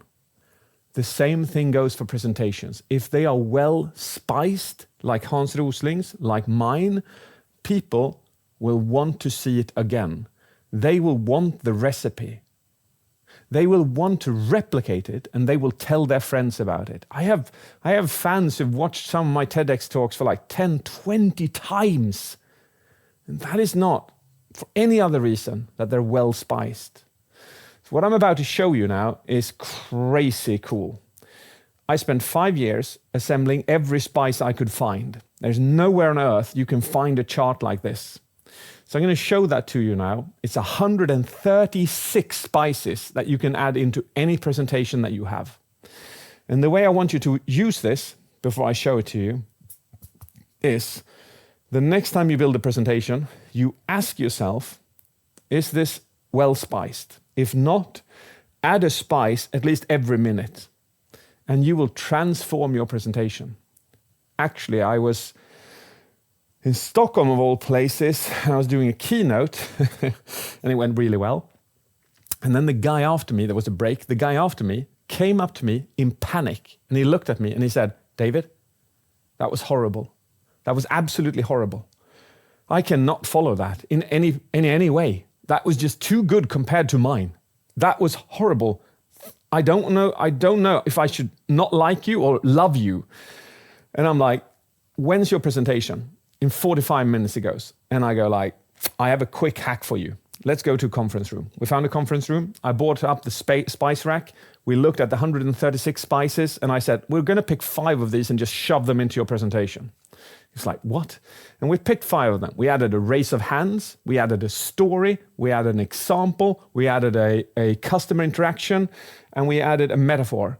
5 things, nothing more. He just had it on my Post-it. He updated his presentation. He walks up on stage 45 minutes later, absolutely kills it. Because he added spices. Because his presentation to begin with was not very good. So here we go. Are you ready? Again, drum roll for something that took 5 years. Emil, here we go. Bring that up to the full screen. So 136 ways to spice up a presentation. Unheard of. And again, for you who have, I'll just say this, this is all so much free value that this is almost like no addition at all to all of you. For all of you who have the resource pack, you have this entire pamphlet, I think it's called, where every single spice is detailed like this, every single one. And if this is the only tool you have for the rest of your public speaking career, it'll make the absolute difference in all your presentations. Okay, we are now heading into our last level. I just want to ask you all, is this useful stuff that I'm giving you? Is this good? Is it beneficial? Thumbs up? Right. It's unheard of. Do you know why the stuff I give you is unheard of? Why you can't find it anywhere else in any other public speaking training or any public speaking book in the world? Nowhere. It's because when I was 20 and I decided to embark on this career, I consciously decided to never read a book on public speaking, to never attend a training in public speaking, to never engage with another public speaking coach in regards to skills. Never. Because I knew that would influence my creations. So I've never ever been influenced by another public speaker, and therefore my TEDx talks and my content is so unique that you do not find it anywhere else. I also do love science, so everything I teach has a sound scientific basis, which is quite rare when it comes to public speaking. So that's the reason you can't find this anywhere else. We have come to mini. These are sensual. These are these are just passionate things. Oh, I guess I love these mini ones. Have a look at this. I'm going to show you 4 mini injections of dopamine. Okay? So look at me. Here we go. Are you ready? All right. Okay. There you go. Did you catch them? There were 4 mini injections of dopamine that just went into your head. What were they? They were all delivered under a period of 5 seconds, and they affected your biochemistry. What were they? Give me, somebody said silence. Oh, there, Gary. Look up, smile, and chuckle, and pointed. Good, Gary. You are on point, my man. Yes, here we go. So these are the ways I did it. So write this down for yourself. I paused. I did an audible inhale through my nose. So the pause builds suspension. The audible inhale builds an anticipation that I'm launching into something. I have to grab a lot of air to launch into something. So your brain goes, he's launching into something. It's got to be something amazing. So you go, and then I look up, because that gives you the perception of that I'm thinking. Okay, so that I'm looking for something, that I'm grabbing something for you. You can also look down but that is more finding something emotionally powerful. So I look up, I pause, I do an audible inhale, I do a self-laughter. You hear that one? That builds even more anticipation in your brain, because now your brain is going, he looked up, he's launching into something, and he found something that seems to be exciting to him, so maybe it's exciting to me. And then the final one is what is called the Duchenne smile, where you smile with your entire face, which is just an extension of the self-laughter, where a person feels, oh my God, what is happening?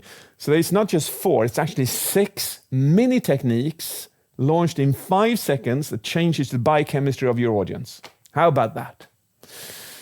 These are small but subtle skills, and if you look at my TEDx talks, you will see me using these over and over again. Because the thing is this, as I mentioned yesterday, some of my content I delivered 1,000 times, so I wouldn't need to do all that. But if I don't do all that, I don't look present. I don't look like I care. I just look like a recording. It just keeps going.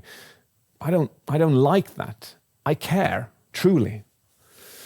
So pause, climax, audible inhale, pace, volume, self-laughter. I'm going to show you a video now. I love doing social media, and I'm going to show you a video now. I want you to see if you can catch the ways that I build dopamine in this one. Please write your answers down on a piece of paper, or preferably on a document on your computer, because when you come back after this 1-minute video, I want you to paste your answers so that I can see if you analyzed me and could catch how I added dopamine. Because I think, to a lot of you, I've just opened a new world. Like, oh my God, is it actually possible to inject dopamine into other people? And that's how you do it. That's how you do it. So see if you can catch it. Become me. Analyze me. There was a teacher who wanted to teach her class about bullying. It was Monday, and she had an apple in her pocket, and she picked it up and placed it on the floor. She asked the class to stand in a circle and kick it to each other. When they were done, she picked up the apple and she said, "Do you see anything different?" And they said, "Well, maybe there's a bruise here and there, but not much." She then placed it on her desk and she said, "I'll see you on Friday." Everyone got all confused and said, "What's going to happen on Friday? What's happening on Friday?" Friday came, the teacher took out a knife and cut that apple in the middle, and now you can see the brownness, the bruises, the squishiness.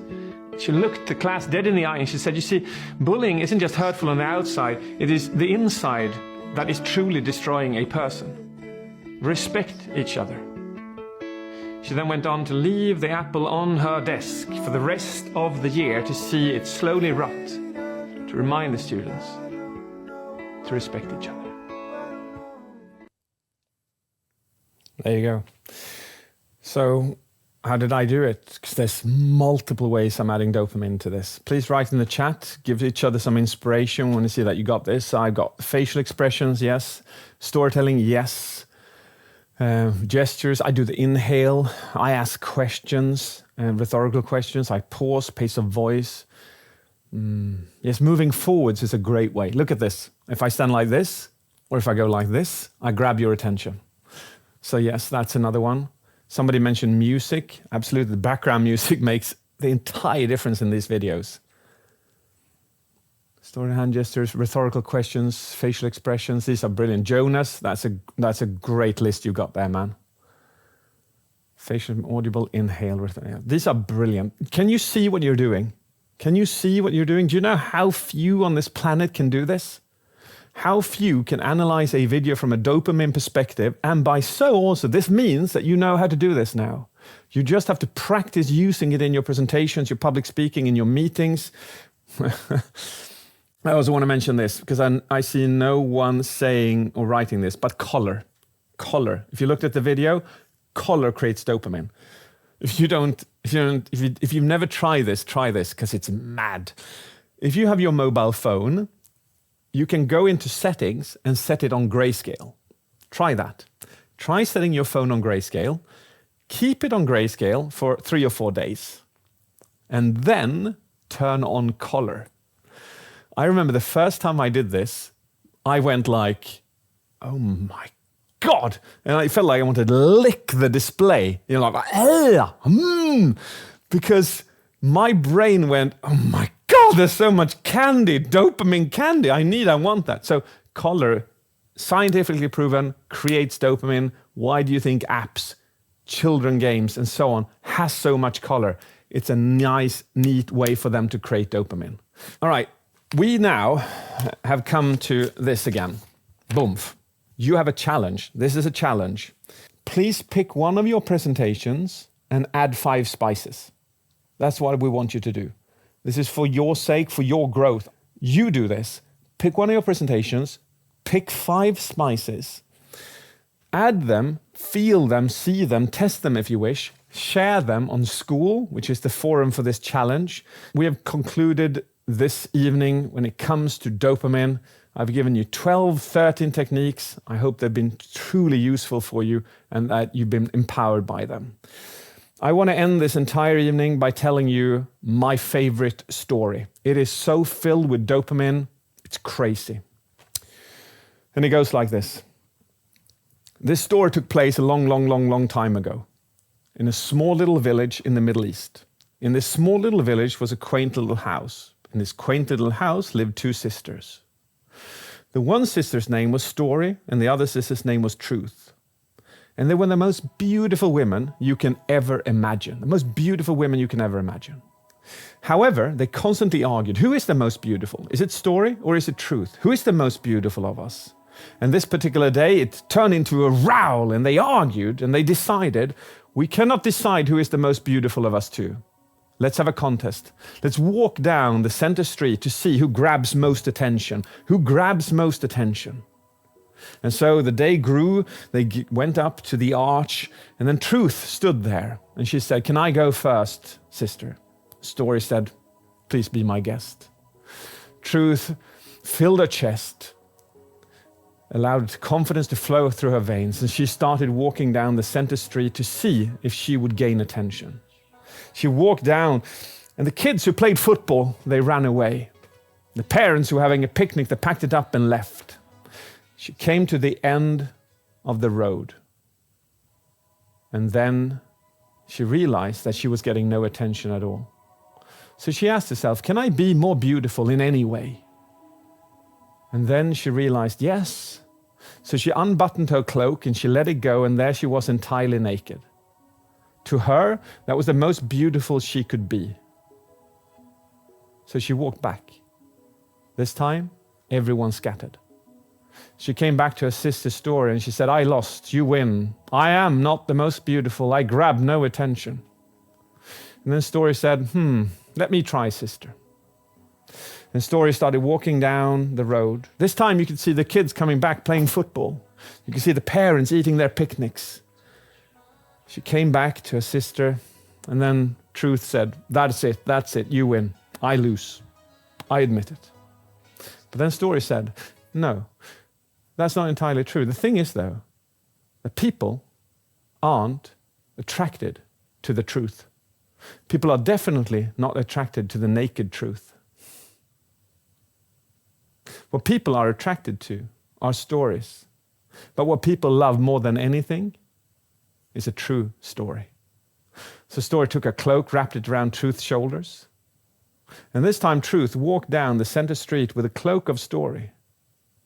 And every single person in the village gathered to watch the most beautiful thing we know, the thing that grabs most attention of anything in our life, which is a true story. Because don't you agree that when you watch a television show or when you watch a movie and it says suddenly based on a true story, it feels like your entire brain ignites, your dopamine flows in a different way, and you go, give it, give it, give it to me. That's the power of dopamine. And you, my friend, this evening, you've learned maybe the greatest skill of all in public speaking, how to grab and hold attention every 8 seconds. We are here together again. You're in Sweden. This is live. I'm yours for 1 hour. You're mine for 1 hour. We're going to have so much fun. Thank you for having your cameras on. You'll obviously see camera 3. Emil, whee! Have a look at that. Beautiful faces from all over the world. Today's subject. What is today's subject? Well, today's subject is clarity on command.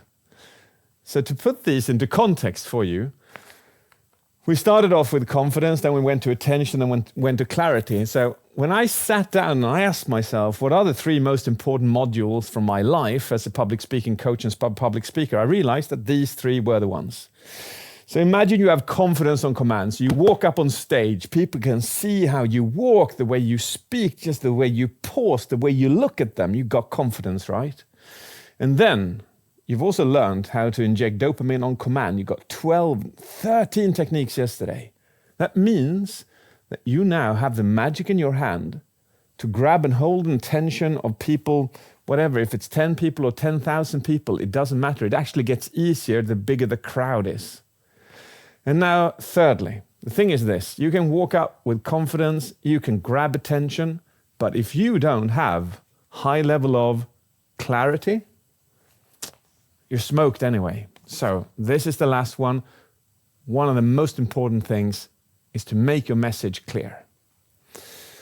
And I also want to say to all of those who have got the resource package, what we will be going through today are the 110 steps of excellent communication, which is a different pamphlet. So you who have the resource package, see to you pick that up, because I'll be referencing that as we go along. If you haven't got it yet, I'll ask Emil to just post a link in it for you so you can have a look at it.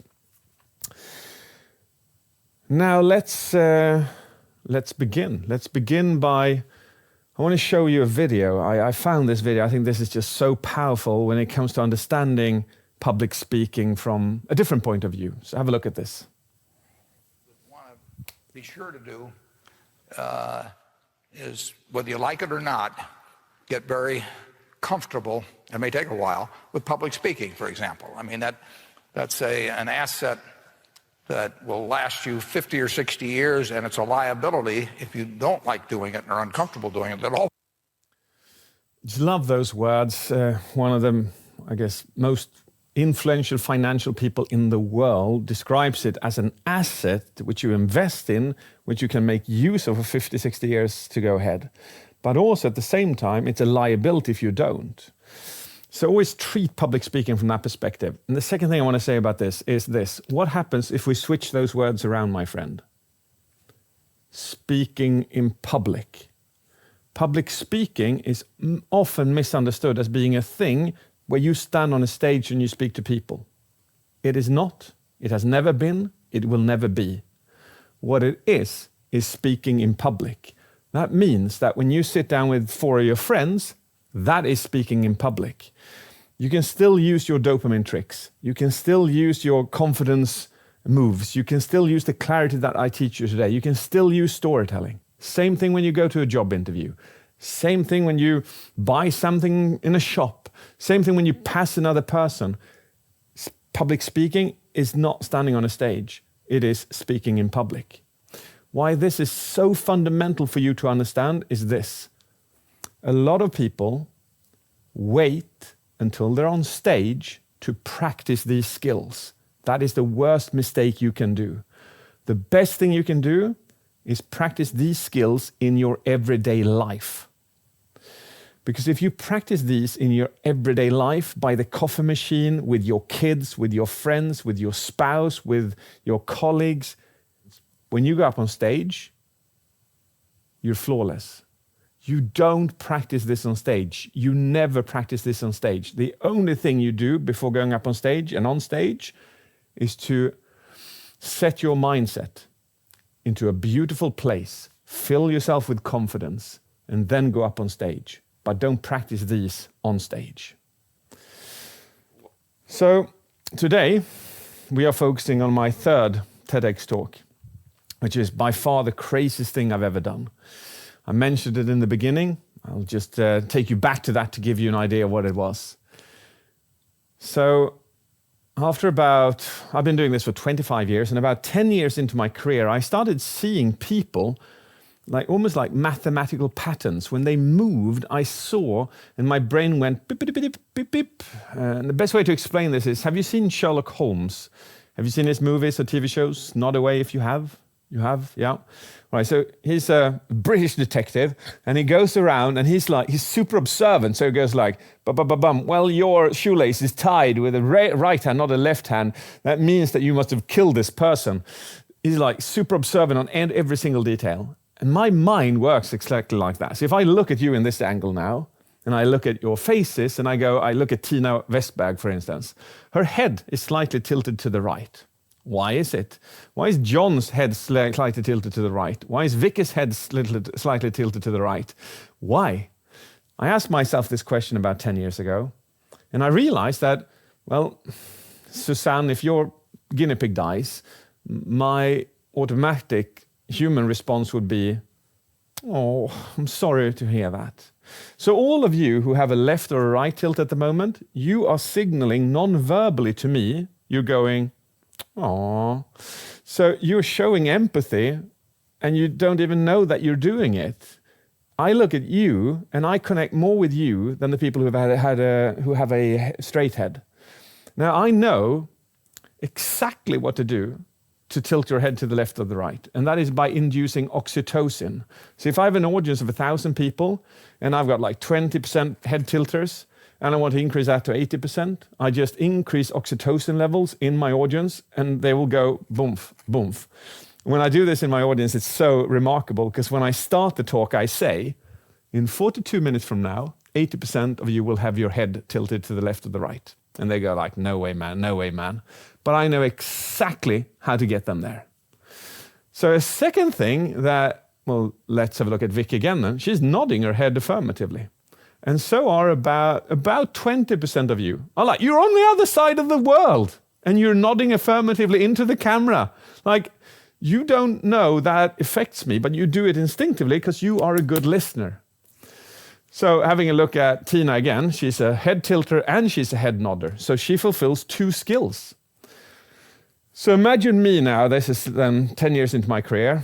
I thought, oh my God, what happens if I give those two skills to people who don't have them, who don't use them commonly? So I gave them to my clients, and some of them said, you know, this is so difficult. So you want me to use these skills? But that's weird, David, that's weird. And I'm like, that's the thing with every skill. If you're going to learn a new golf swing, it's going to be weird to begin with, and then it's going to become normal. So just start using them. They came back to me about like 4 or 6 weeks later, and they said, this is remarkable. During these 4 to 6 weeks, the techniques you showed me has allowed me to connect more with people, and they have connected more with me and opened up more with me than ever before. And that is not strange, my friend. Have you ever met a person with a straight head, no nods? It's horrible, horrible to speak to them, because you get no idea. You don't get no receipt, like, are you getting this? I have no idea if you're liking this. It's horrible. Statistically, 20% of you are here this evening, you're not a right or left tilter, and you are not a nodder. If that is the case, you are blind to what's going on around you. Record yourself, look how you function in a social setting, and change that if that is the case. So I thought to myself, okay, there's got to be more skills, right? These two. Please write these down as well. I'm going to keep on giving you skills now. There's got to be more skills, my friend. There's got to be more skills. So I spent close to 7 years. I still haven't stopped. 7 years studying 5,000 speakers to find every skill that there was out there. I found 236. 236 individual skills. It's a bit too much, so I digested them, boiled them down to 110 core skills. And those 110, they looked like this. And if you look at this, if you got a good resolution, you'll see that Tina is using skill 61, empowering head angle. And so are a lot of you. Mark J as well, nice one there. Simona, you are currently doing a amplifying head movement, so that's skill 64 for you. Well done, nice one. So that's 2 skills out of 110.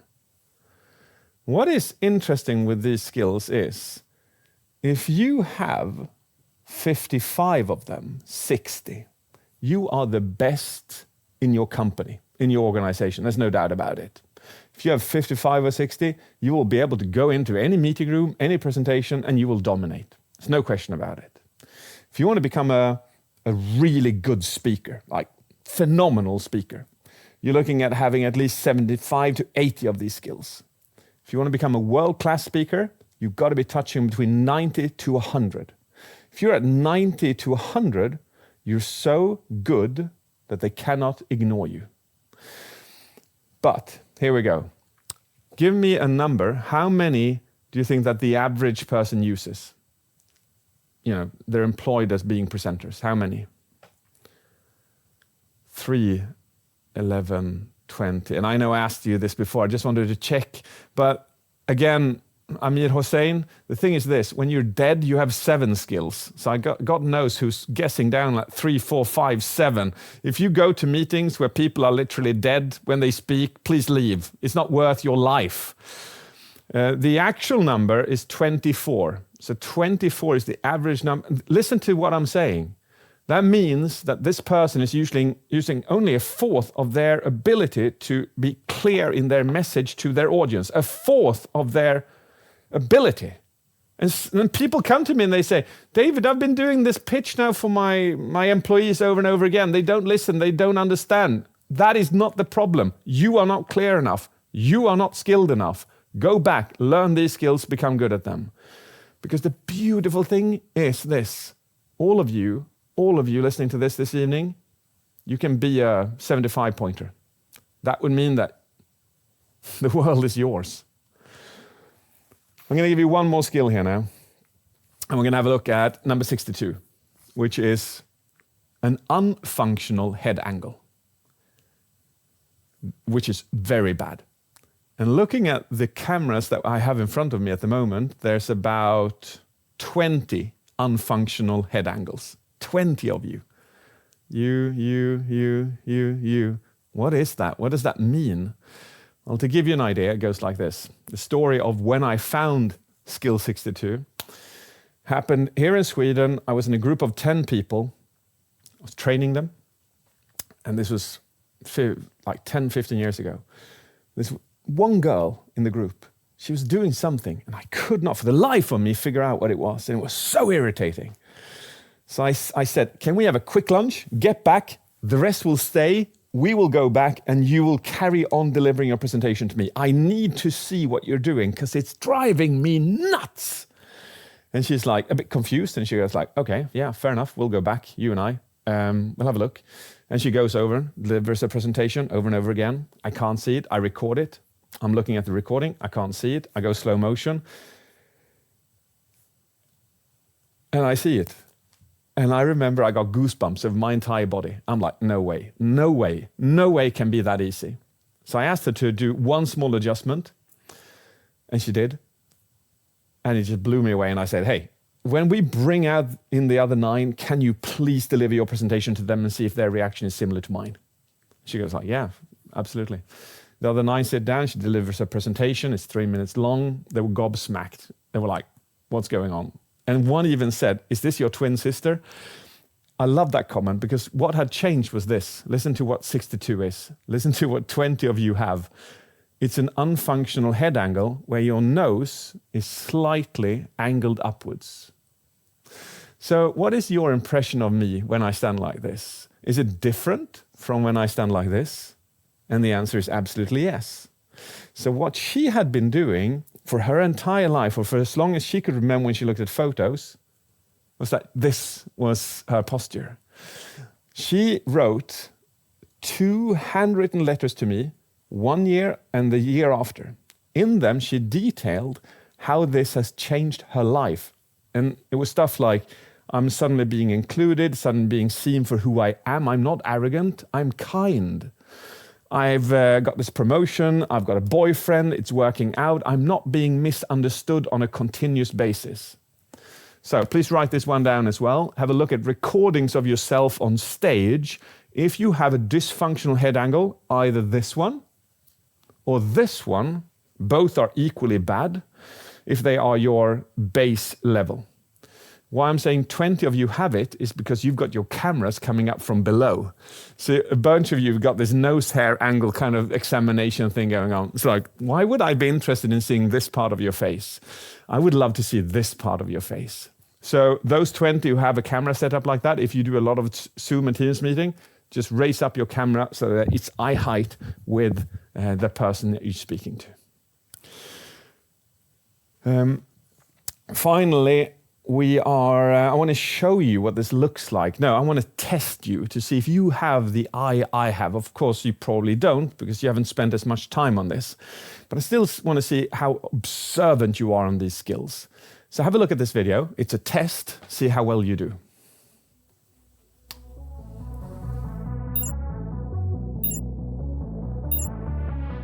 Yes, energy increase. Now, is body language important?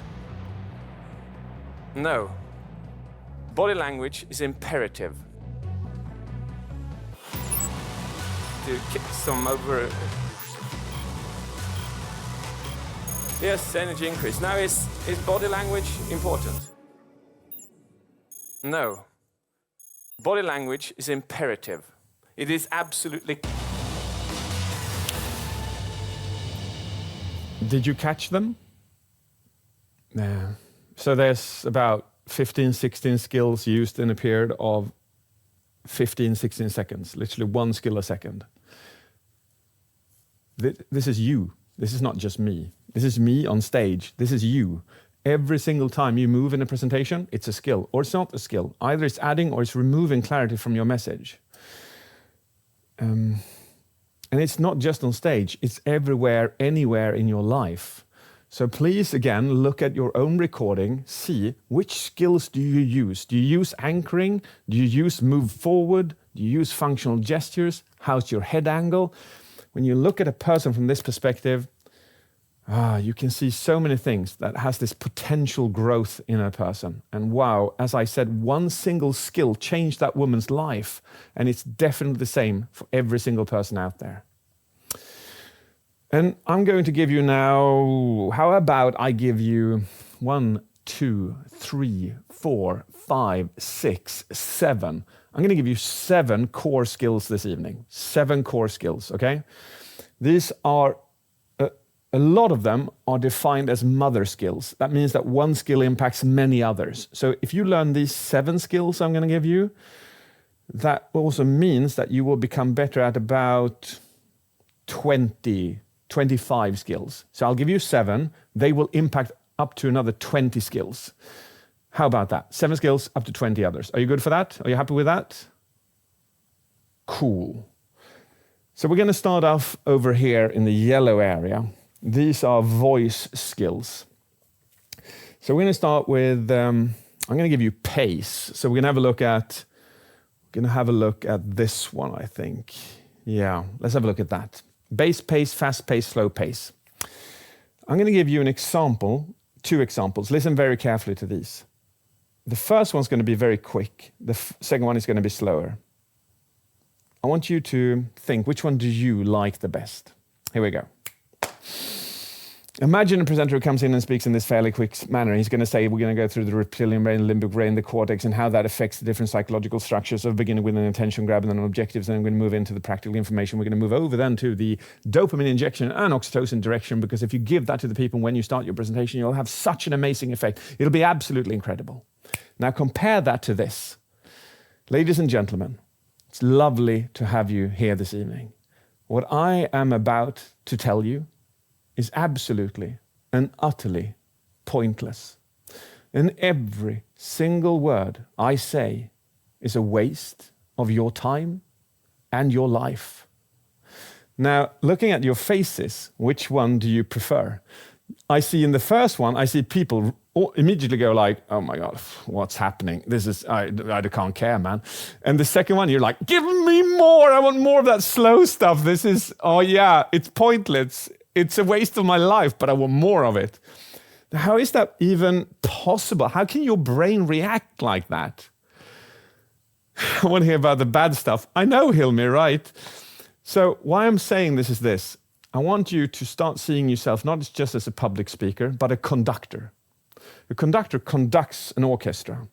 This is your job as a public speaker, to conduct your audience, to help them understand what is more or less important. So it goes like this.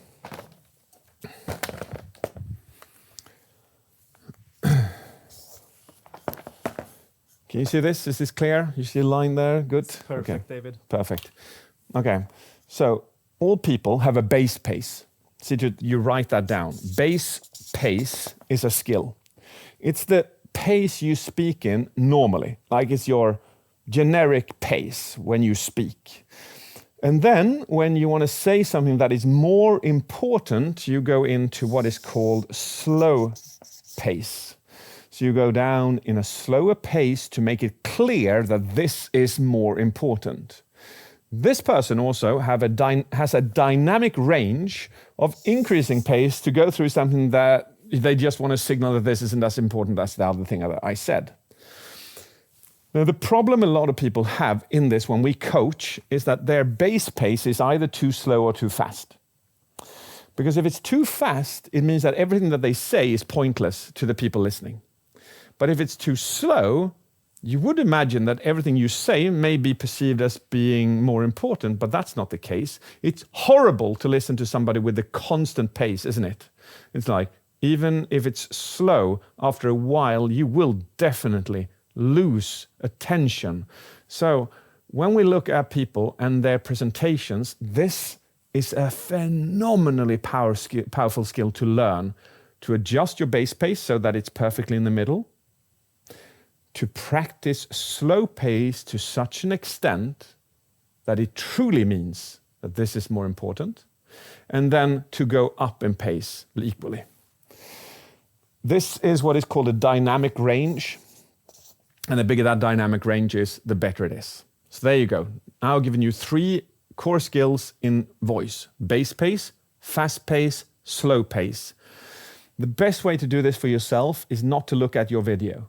Do not look at your video. Instead, just look at the sound of you delivering a presentation. Listen to your voice. Where's your base pace, where's your fast pace, and where's your slow pace? Okay. Second one on voice goes like this.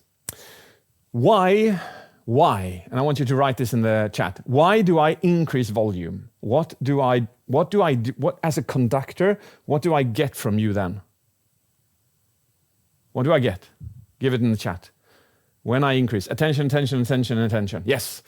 So equally, you've also heard that I do this, haven't you? I just go down in volume, and what do I get then? What do I get then? What do I get then? What do I get then? What do I get? What do I get? Interest, attention, attention, attention. Yes. So this is another voice skill to use where it works the same way. You have base volume, you have low volume, and you have high volume. Again, the dynamic range, base pace should then be a normal person speaking in a normal volume, and that means they can go down and whisper. It also means that they can go up and say something with excitement. But some people's base pace is too high, or it's too low, and they can't hit that dynamic range. Yes, base volume, David. Right, base volume. Thank you. Emil, you are a hero. Volume. Now, again, I'm going to say this. Don't watch your video, listen to it. But I'm going to give you an extension to this now. So this is very important.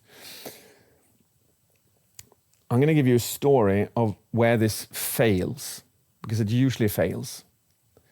We go down to Gothenburg, which is a city in Sweden. I've got a training with a group of 10. And then we have, what's his name? His name was Lars. I think it was Lars. It's quite a while ago. It doesn't matter. The name doesn't matter.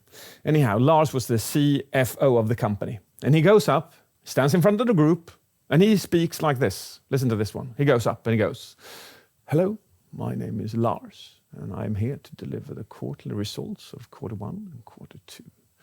And I stop him and I say, "Lars, have you ever received feedback that your volume is quite low?" And he goes, yes, I have, David. And it's not a beneficial thing. And he said, yes, I've heard. All right, let's punch it up a bit. Let's go. I'm talking 100% up, Lars. 100%. And he goes, okay. And he comes in and he goes, "Hello, my name is Lars, and I'm going to take you through quarter 1 and quarter 2. And I'm like, I stop him again. I'm like, "Still low, Lars." And he goes like, "Oh, okay. We need 300% up, Lars. 400%. And he looks at me big-eyed and he goes, 400%. But he's a brave soul. So he walks up again and he goes, "Hello, my name is Lars, and I'm going to take you through quarter 1 and I can't do this, Dave. I can't do it. I can't scream at you people. I can't scream, man. This is horrible." So his perception of a normal volume was screaming to the audience. So when you analyze your voice, sadly, you often can't do it yourself. Get a second person to give you feedback on your voice, because the way you hear your voice, whether that be from a speaker or from your own head, it doesn't matter. Your observation skills of your voice is bad, commonly. Okay, let's move on. We are going to move on to our last voice skill, which is this one, filler sounds, number 25. Oh my God. Some people come to me and they say, "David, there's 110 skills. How can I learn all of them?" And you shouldn't learn all of them. You should learn one at a time and spend a longer time doing so. But some of these skills are more important than others. Number 25 is one of those. Number 25 is people going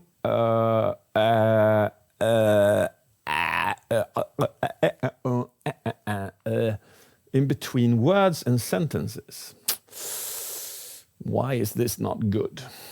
Well, if I were to follow you for a day with a pen and paper, and I would listen to your use of filler sounds during a day, when do you think you would use the highest concentration of filler sounds? When? Because it would vary.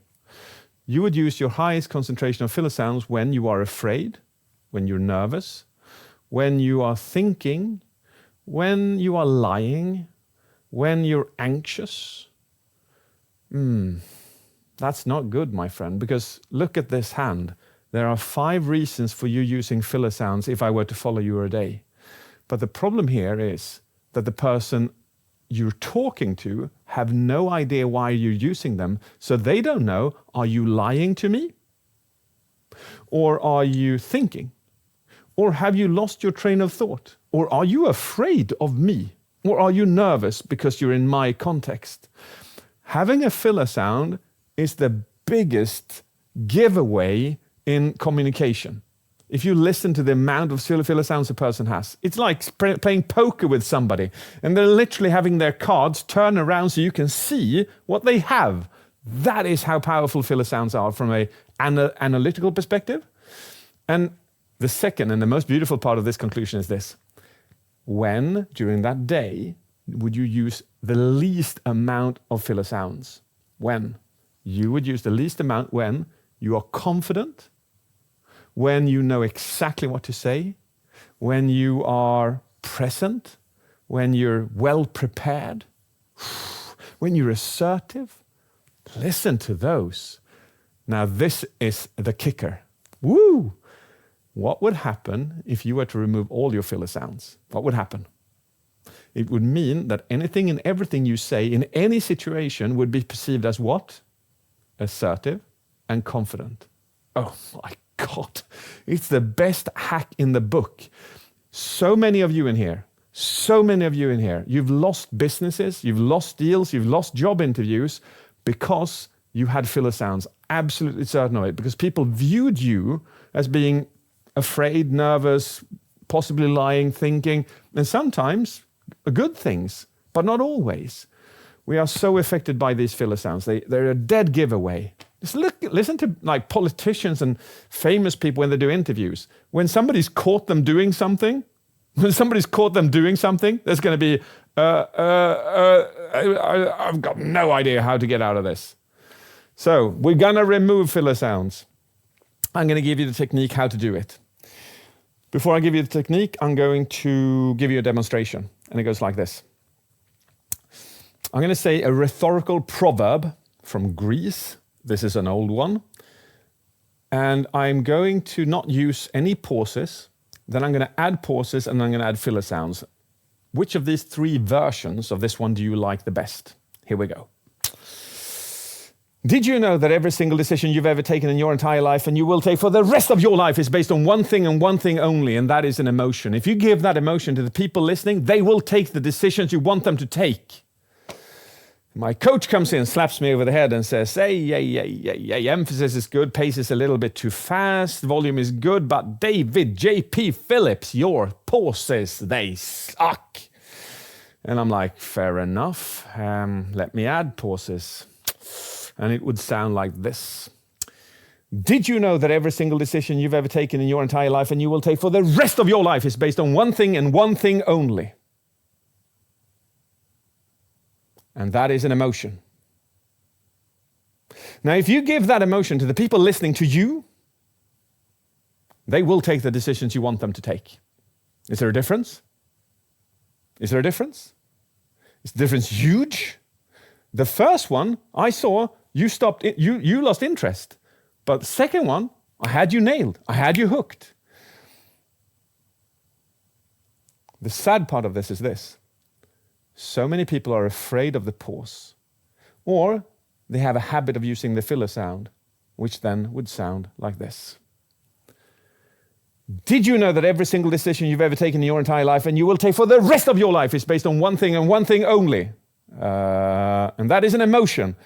If you give that emotion to the people listening, you will take the decisions. They will take the decisions you want them to take. It's a dead giveaway. I look at you, what are you like? We've got an average age of like something like 40 in here.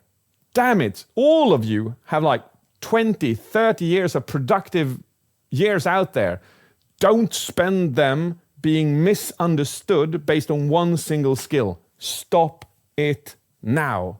How to do that? Do this.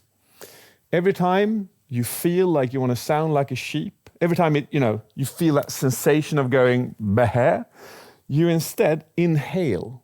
You see, the mind finds it way easier to remove or to replace behaviors instead of removing behaviors. I'll say that again. The mind finds it way easier to replace behaviors instead of removing behaviors. So, don't remove it. Replace it with, and don't go, David taught me this. Go, silent, carry on. Okay. I want to show you a master of voice. We're just going to have a quick sneak peek at this, but if you ever want to be like blown away when it comes to voice usage, I'm going to show you Steve Jobs. Steve Jobs, and I just want you to, again, on public speaking, what Warren Buffett said in the beginning. Do you remember what Warren Buffett said? It's a liability not to know public speaking. Steve Jobs launched technical products like computers, and he was so good at pitching them that people flew in from the entire world to sit in the audience, and he created an entire culture based on his ability to pitch a product that everybody else had as well. This is just a quick little sneak peek. There's something in the air. What is it? Well, as you know, Apple makes the best notebooks on the planet. The MacBook and the MacBook Pro. These are the standards in the industry by which competitive products are judged. Well, today, we're introducing a third kind of notebook. It's called the MacBook Air. Now, oh my God, he's talking about a computer with such a voice usage that is freaking poetic to such an extent that he created a culture around it. It's crazy. Same thing with your service and your product. If you use the right voice modulation, you can make people fall in love with what you do. But the wrong voice modulation? Nah. I had an executive fly in from the US to Sweden to get coaching from me in Philosounds specifically. And in order to remove any bad behavior, you have to make people motivated to remove it, right? He wasn't that motivated. He'd been sent there by his boss. Do you know what I did? I tortured him.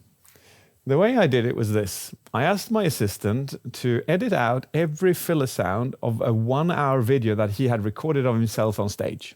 Every filler sound from a 1-hour video into an audio file. Then I asked him to sit in the middle of the room. I turned on the speakers and I said, I will be back in 3 minutes and 30 seconds when this sheep thing is done. Still looking very confused. He had no idea what was going on. We just need to be in agreement, you and I. You're not allowed to leave the room for 3 minutes and 30 seconds because I want you to enjoy yourself. He's like, still confused. What is happening? And I turn on play, and as I leave, he looks at me and his eyes was like, it was his soul was leaving his body. He just realized that what he would be doing was listening to 3 minutes and 30 seconds of his own filler sounds with no possible escape. And I left, I went out, he came out 2 minutes later, and he's like, I can't take it, I get your point, David. And I'm like, we agreed, man, you go in, you've got 90 seconds left. It's like, I gotta be kidding me. I'm like, no, I'm the coach, you're not, go in. And he goes in and he sits there, and he's gut-wrenching. I still think he's literally dreaming nightmares of this still to this day. Okay, so we are now heading into another core skill. We're leaving voice. We're moving into this orange field. We're going to move into number 44. 44, skill 44 is, and this one is the best one, I think. They're so good, all of them. But this is amazing. I love this one. Skill 44 is functional gestures. Okay, so what is a functional gesture? A functional gesture is this.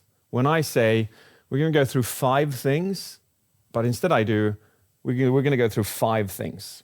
This is a functional gesture. It adds clarity to what I'm saying. And if I've got 5 things to go through, then I'll do this. The first one is blah, blah, blah, blah, blah. Number 2 is yada, yada, yada. Number 3 is, We'll cover 3 later because it's the best one. We'll go for 4 first. Yada, yada, yada. Number 5, yada, yada, yada. It's time for number 3. Number 3 is, so you use your hands to clarify what's being said. You can also do things like, I don't know what it looks like in your business, but this is the market share. 100%. This is worth $1 billion. Currently, this is your part of that market share. 2%. It's another 98% to gain. Who wants to go? Who wants that? Who wants that? Do you want that? This is, again, functional gestures. Now, functional gestures are beautiful in their way that they supersede what you say. Huh? What? Yeah. the studies, going around that says voice is 30%, face 10, body language 6, I don't know, I don't care, because they're wrong. What is correct, though, is what I'm going to show you. Have a look at this. I'm going to use my body language in reverse. See which one you can focus on, my voice or my body language, okay? Stay tuned. Here we go. This is very difficult for me now, so truly respect. Here we go.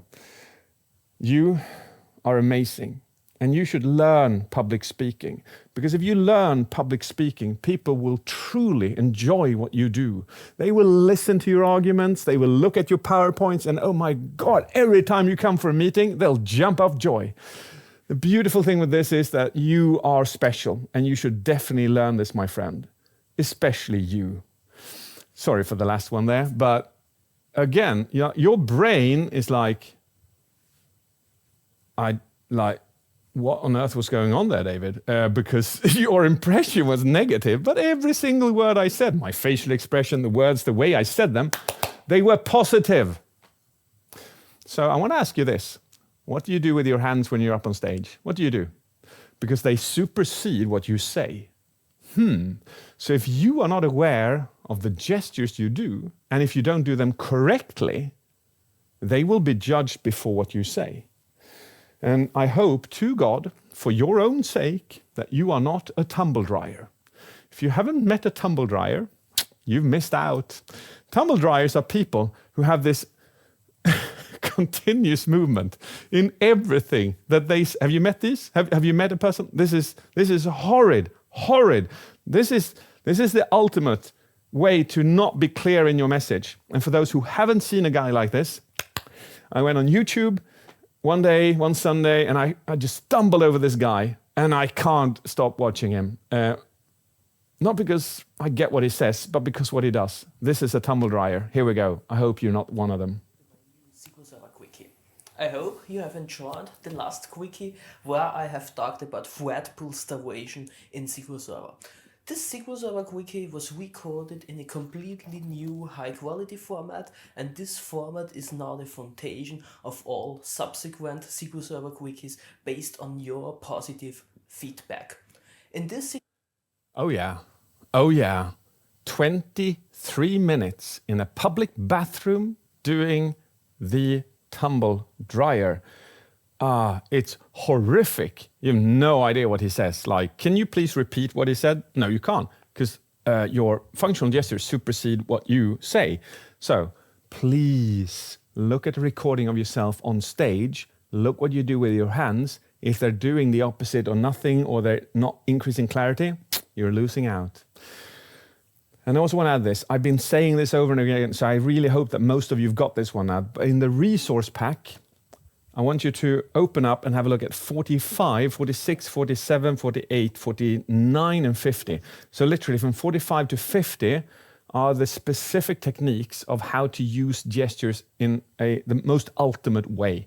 Because gestures they're just different. You can't just say gestures, but there's various ways of using gestures, like distinct, smoothness, amplification, adjusted speed, and so on and so forth. So it's as you understand, it's a language in itself, right?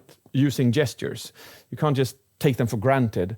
So have a look at one of your videos, have a look how you use your gestures, and if you have this one, 45 to 50 are the skills that you're going to have a look at. 45 to 50. Now, saying that, we have. I want to give you. Should I give you that one as well? I think I should. Okay, I'm going to give you one more skill now. I think we've actually passed 7 now, haven't we? We did 3, 6, 7. We did filler sounds and we did pauses. So we're up to 8 with 9. We're 9. We're past 7. Okay, so I think we're 9. I'm going to give you one last one. And the last one is over here. 108. All these purple ones are what are called ultimate skills. But the final one I want to give you now is 108. Synchronicity. What is it? Maybe it's the ultimate skill of all skills. Maybe it is. Maybe it is. What is it? It is, have you ever walked into a room and immediately disliked a person? Has it happened? Yeah. Have you ever walked into a room and literally just starting to speak to a person, you fell in love with them? Not love, but, you know, just, it's just beautiful, right? Why? What I looked at when I did this study was that the people we fall in love with, the people that have high likability, the people that we like almost immediately feel trust for, have high level of synchronicity. What that means is, write this down. What they say is said with the same kind of tonality. So the words match their voice. The third layer is that their face matches what they said and their voice. The fourth level is that their gestures say the same thing as their face, as their voice, as their words. And the fifth is their body language in general.